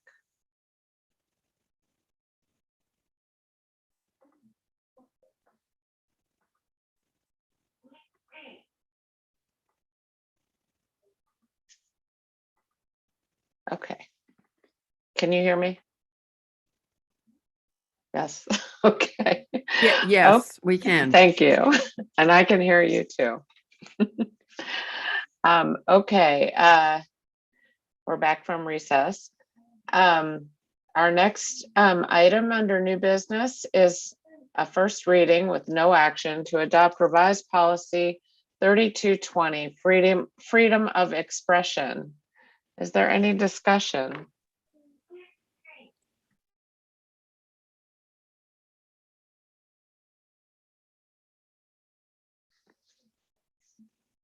So this is Ann. My understanding is we need to revise the language of our current policy to bring it up to be in compliance with recent Washington State law.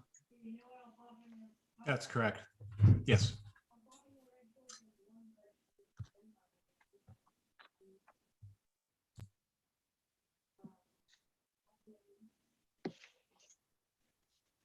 Any other discussion or questions about 3220?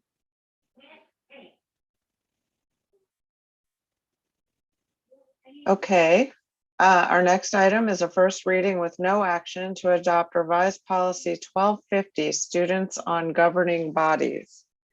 Are there any questions or comments?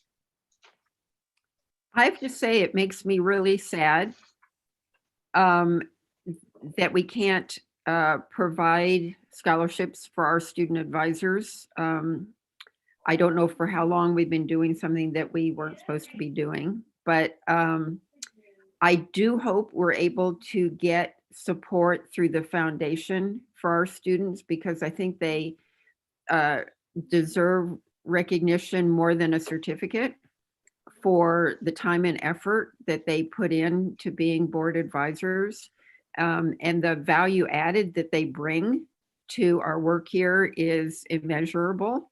And so I know that there's work behind the scenes to work with the foundation to fill in that gap that we're not able to provide because it's public, as a part of public funds, that we'll be able to hopefully find private funds for that.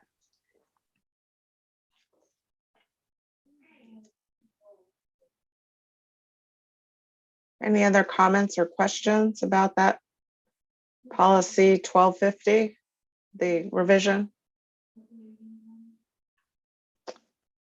Okay, and next, the next item is oh gosh, you got me mad. Okay, here we go. The next item is a first reading, no action. Adopt revised policy 2121, sexual health education. Are there any comments or questions about this revision?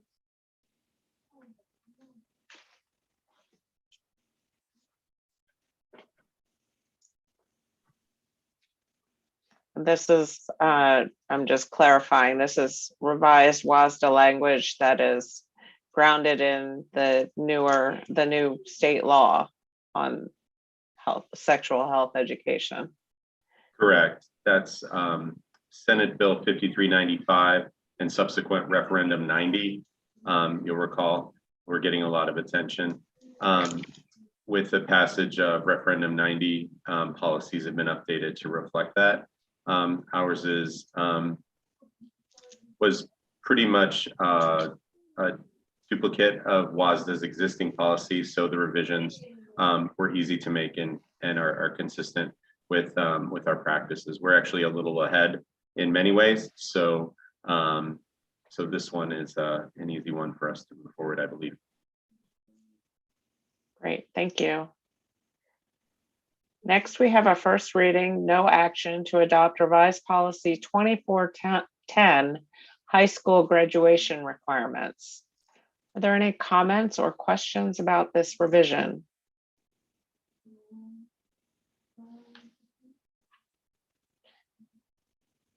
Well, I guess I had one.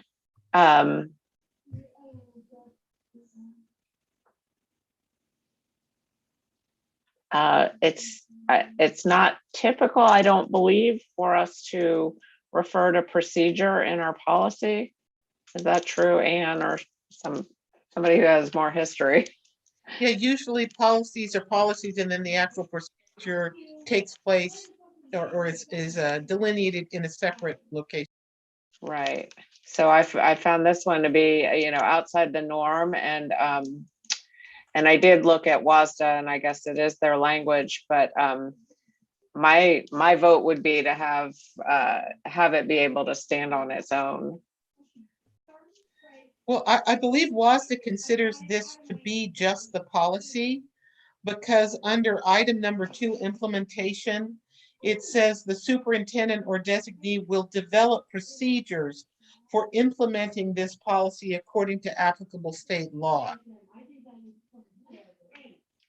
So for whatever reason, they consider this the policy, not the procedure.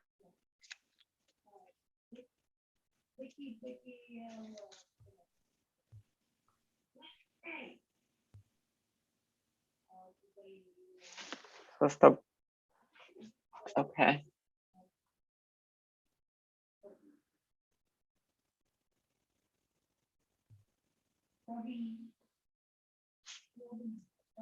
I'm sorry, I'm looking for the particular, right, just the line about meet the requirements, you know, as described in the procedure accompanying the policy. I guess it's not that big of a deal.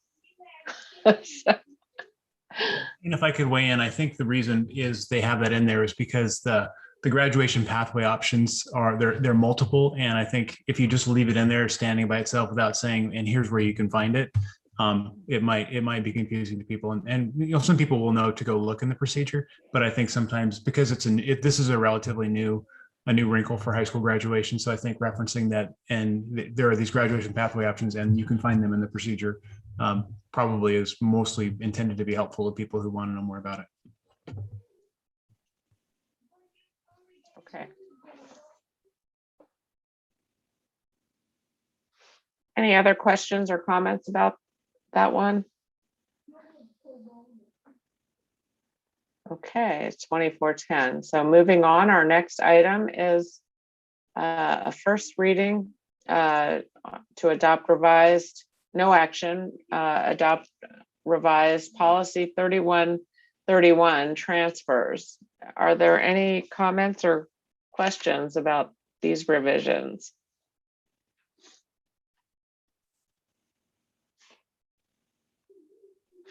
Yeah, I had just one question. Previously, and it doesn't look like it's better covered than this, but it seems to me that previously designated entire schools as being closed to transfer, and this makes it much more granular, and whether there is room or not room in a particular grade level where a student is going. So I think it's an improvement, but I find it interesting that we used to have we said all these schools are closed to transfer, so you can't even apply.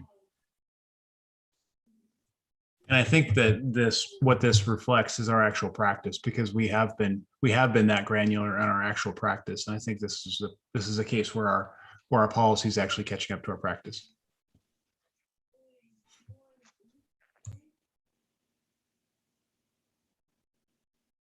Are there any other questions or comments? Okay, moving on then. The final new business item is a first reading, no action to adopt new policy 3535, financial aid advising day. Are there any comments or questions about this? So I have two things.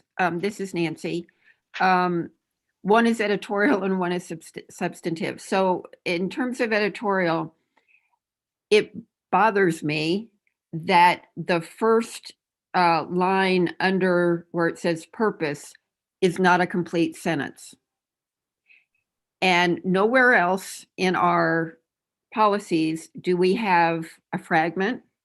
And my understanding is it's there because it's to say what the purpose is. So I understand it, but style-wise, I would really prefer if we, under purpose, if we said the purpose of the financial aid advising day is to increase financial aid, blah, blah, blah, blah, blah. So that, because when I read it, I'm like, what? Because nowhere else do we have an incomplete sentence. Okay, so that's purely editorial. In terms of a substantive comment,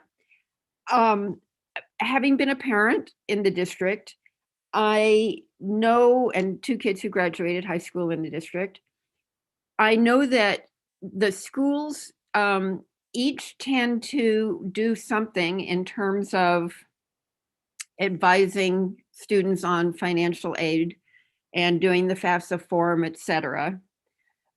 But I didn't see consistency at the time, and perhaps there's more consistency now, but it seemed that, for example, some schools might actually have a day where they walked parents through FAFSA, and they all had a computer there, and they helped. And I can tell you, you can be highly educated. It doesn't matter. FAFSA is complicated and hard to do, and it's nice to have help. I would like that kind of support, the most comprehensive support, to be district-wide and to be expected district-wide. I don't think it should be dependent on each individual high school on how it is implemented, because I don't think that kids will necessarily get equitable help that way. I know that at the time that at least one of my kids was graduating, some of the schools combined on a college information night, and that was nice.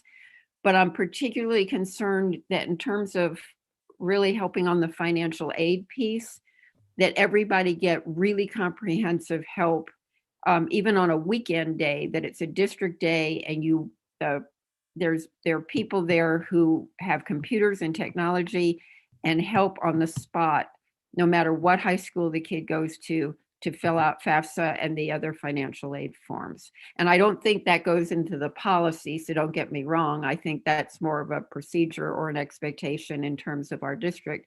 But I wanted to say it because I think it's really important that all students in our district get that kind of really deep, comprehensive help.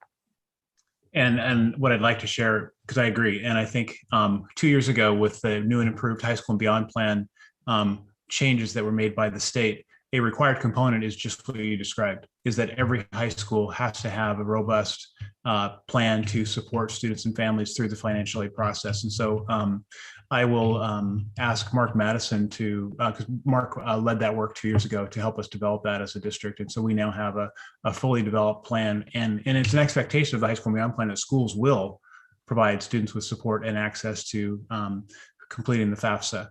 So I'll get that language and share that with all of you so you can see what it is that we're requiring all of our schools to do now with the new high school and beyond plan requirements. That's great, Greg. Thank you.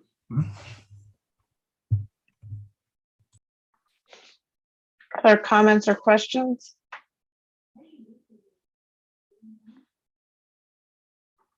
Okay, I think we're through the business portion. If we have students, can we have the gallery view again? Okay, great. I know we still have students who have stuck with us, our student advisors. If you could come on, and if you have any other comments or experiences to share, we would love to hear it. Isabella, are you here? Yes, I just want to say thank you again to everyone. I mean, thank you a lot. This has been a great change, so thank you. And Sorelia, are you still with us?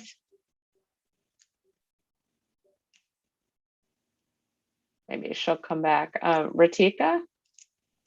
Yeah, so the expression thing reminded me, I know it was mentioned a couple weeks ago that the Hawk Student Media program at MTHS was recognized with the First Amendment Freedom of Press Award that I can never say because it's a mouthful. But just on behalf of Hawk Student Media, I really want to thank the board and like staff and just everyone, because this is really not it's recognized at the high school level, and only 14 schools are recognized throughout the nation, which is crazy to me, but it really is a team effort, and we appreciate the support and just making that happen. And then to Dr. Valderas' point earlier, with just the changes that have come from this year, I think we're all excited to see some sort of normalcy coming back. But I think also, these opportunities with Zoom and things like that. I mean, just having these board meetings on Zoom, with people like being able to watch from home as opposed to coming in, those are perks that I think will continue into the future, and definitely something to look at. But as mentioned by everyone else, just thanks to everyone who's done the work to make this happen. And I look forward to continuing this in-person rollout and making it easier. And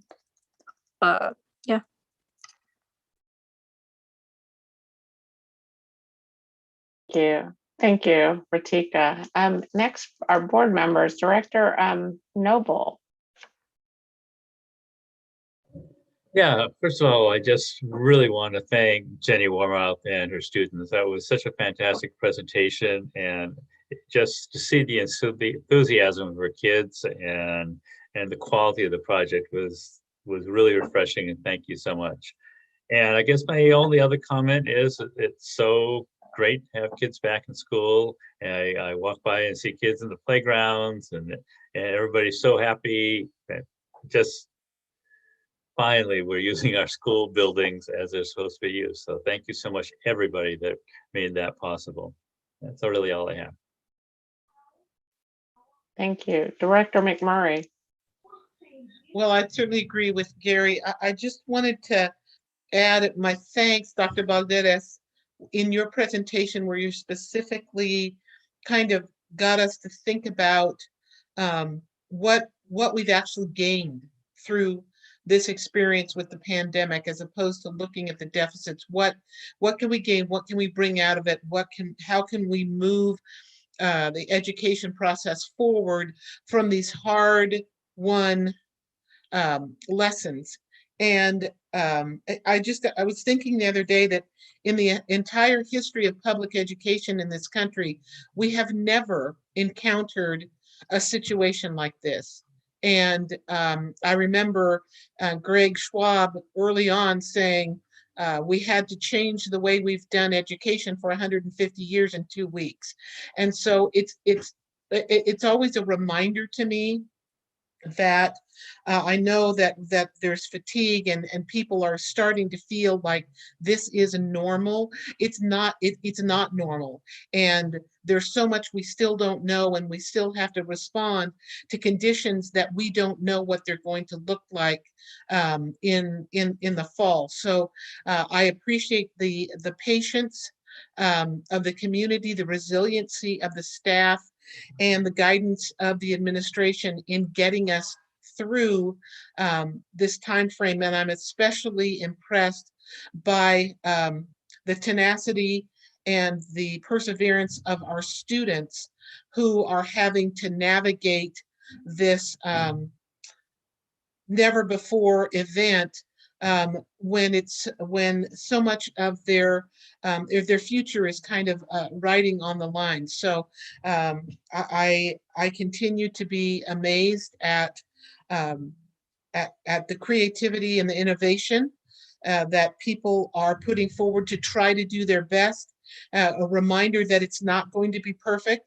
An expectation that everything is going to work out exactly like it is most advantageous for you is probably unrealistic, and that we're trying as a system to create as much positive as we can for the most number of people, and we'll continue to do that.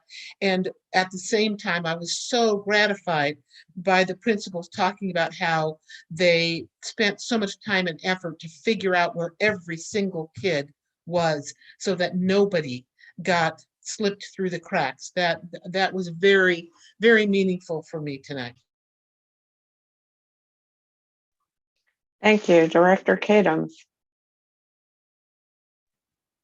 The spruce presentation was such a highlight. I can't even begin to say how much I loved watching the outcomes that the kids benefited from Dr. Wormuth's amazing project that she put forward.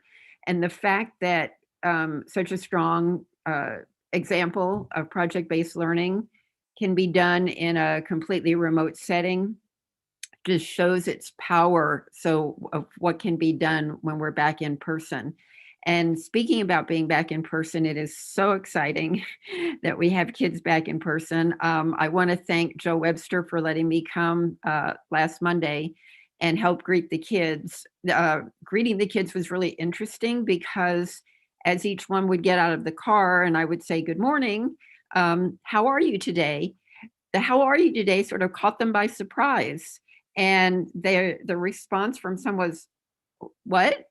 And then I would repeat and they go, oh, great, how are you? It was like they've been out of practice and out of habit of the social interactions. And it was just delightful to interact with them. And so much work has gone into making it happen. And I know that it's difficult and will continue to be difficult.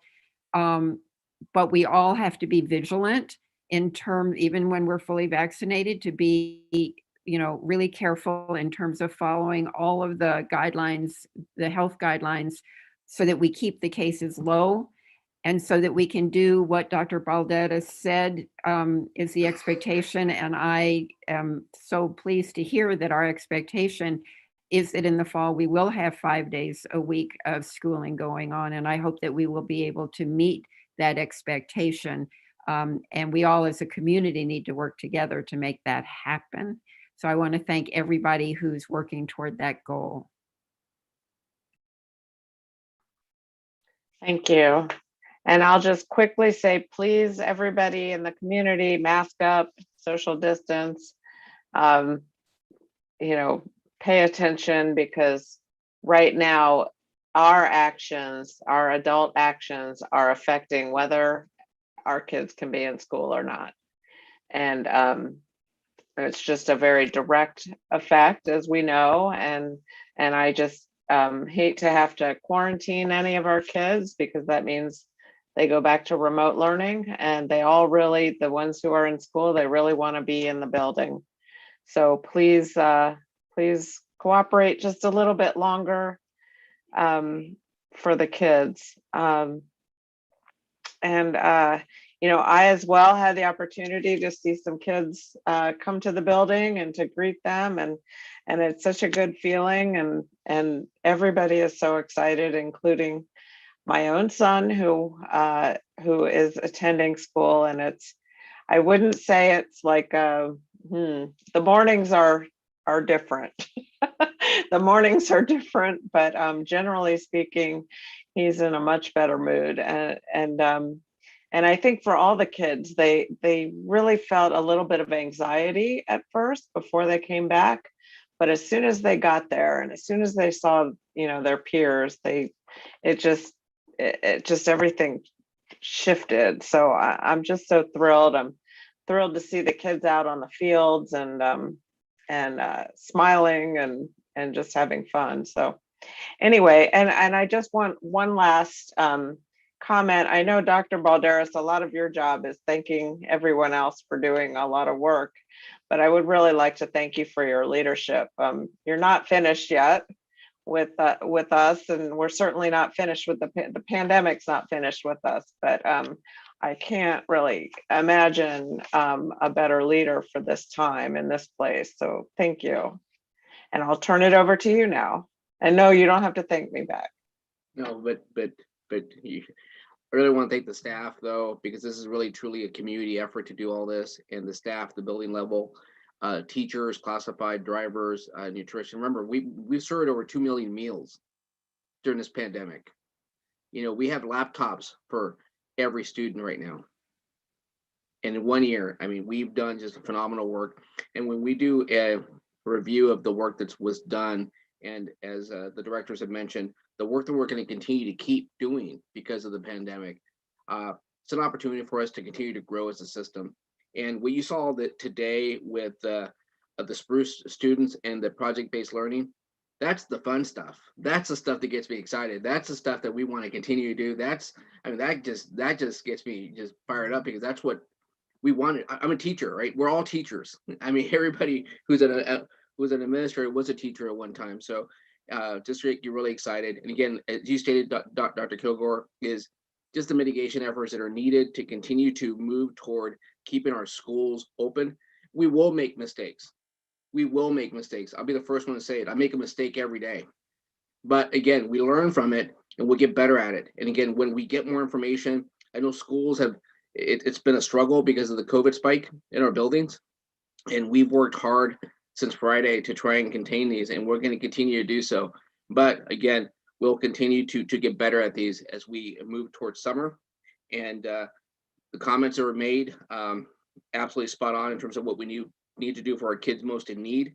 And we'll continue to work on the kids most in need, but also not forget the kids in the middle and the kids in need acceleration as well. I think we need to focus on all kids. Like I stated to the board many times, it's every student needs a personalized education plan to meet them at the rate and level. And that's our expectation in our system and should be for the community. Also just on a positive note, preliminary results are out. Roughly 55% passage rate for our levy. Really want to thank our community, our Citizens for Schools committee that helped support this, the volunteers from board members to staff to our again our phenomenal employees who help support all sorts of phone banking, text banking. I think our EEA president, I think at one point in time, I think I heard that she sent out 11,000 text messages on a weekend. So just a phenomenal work by everybody to have this happen. And again, preliminary results, 55% passing. And that's a great opportunity for us and the boost that I believe our schools and our school staff need right now as we finish up the year to get going. So just wanted to really end with that high note and really thank the board for your leadership and vision to having us go out for this levy as we continue to move our system forward and get through this pandemic. So again, with your leadership, my staff leaderships, again, we are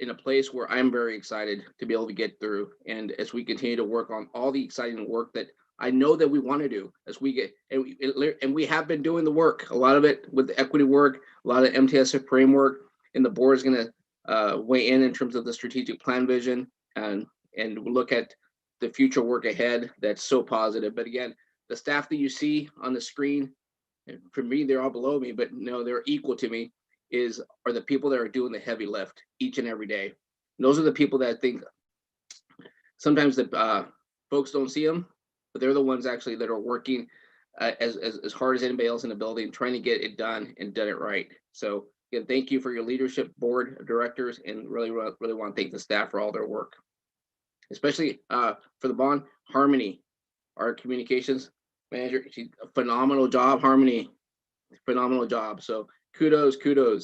Thank you. And I believe,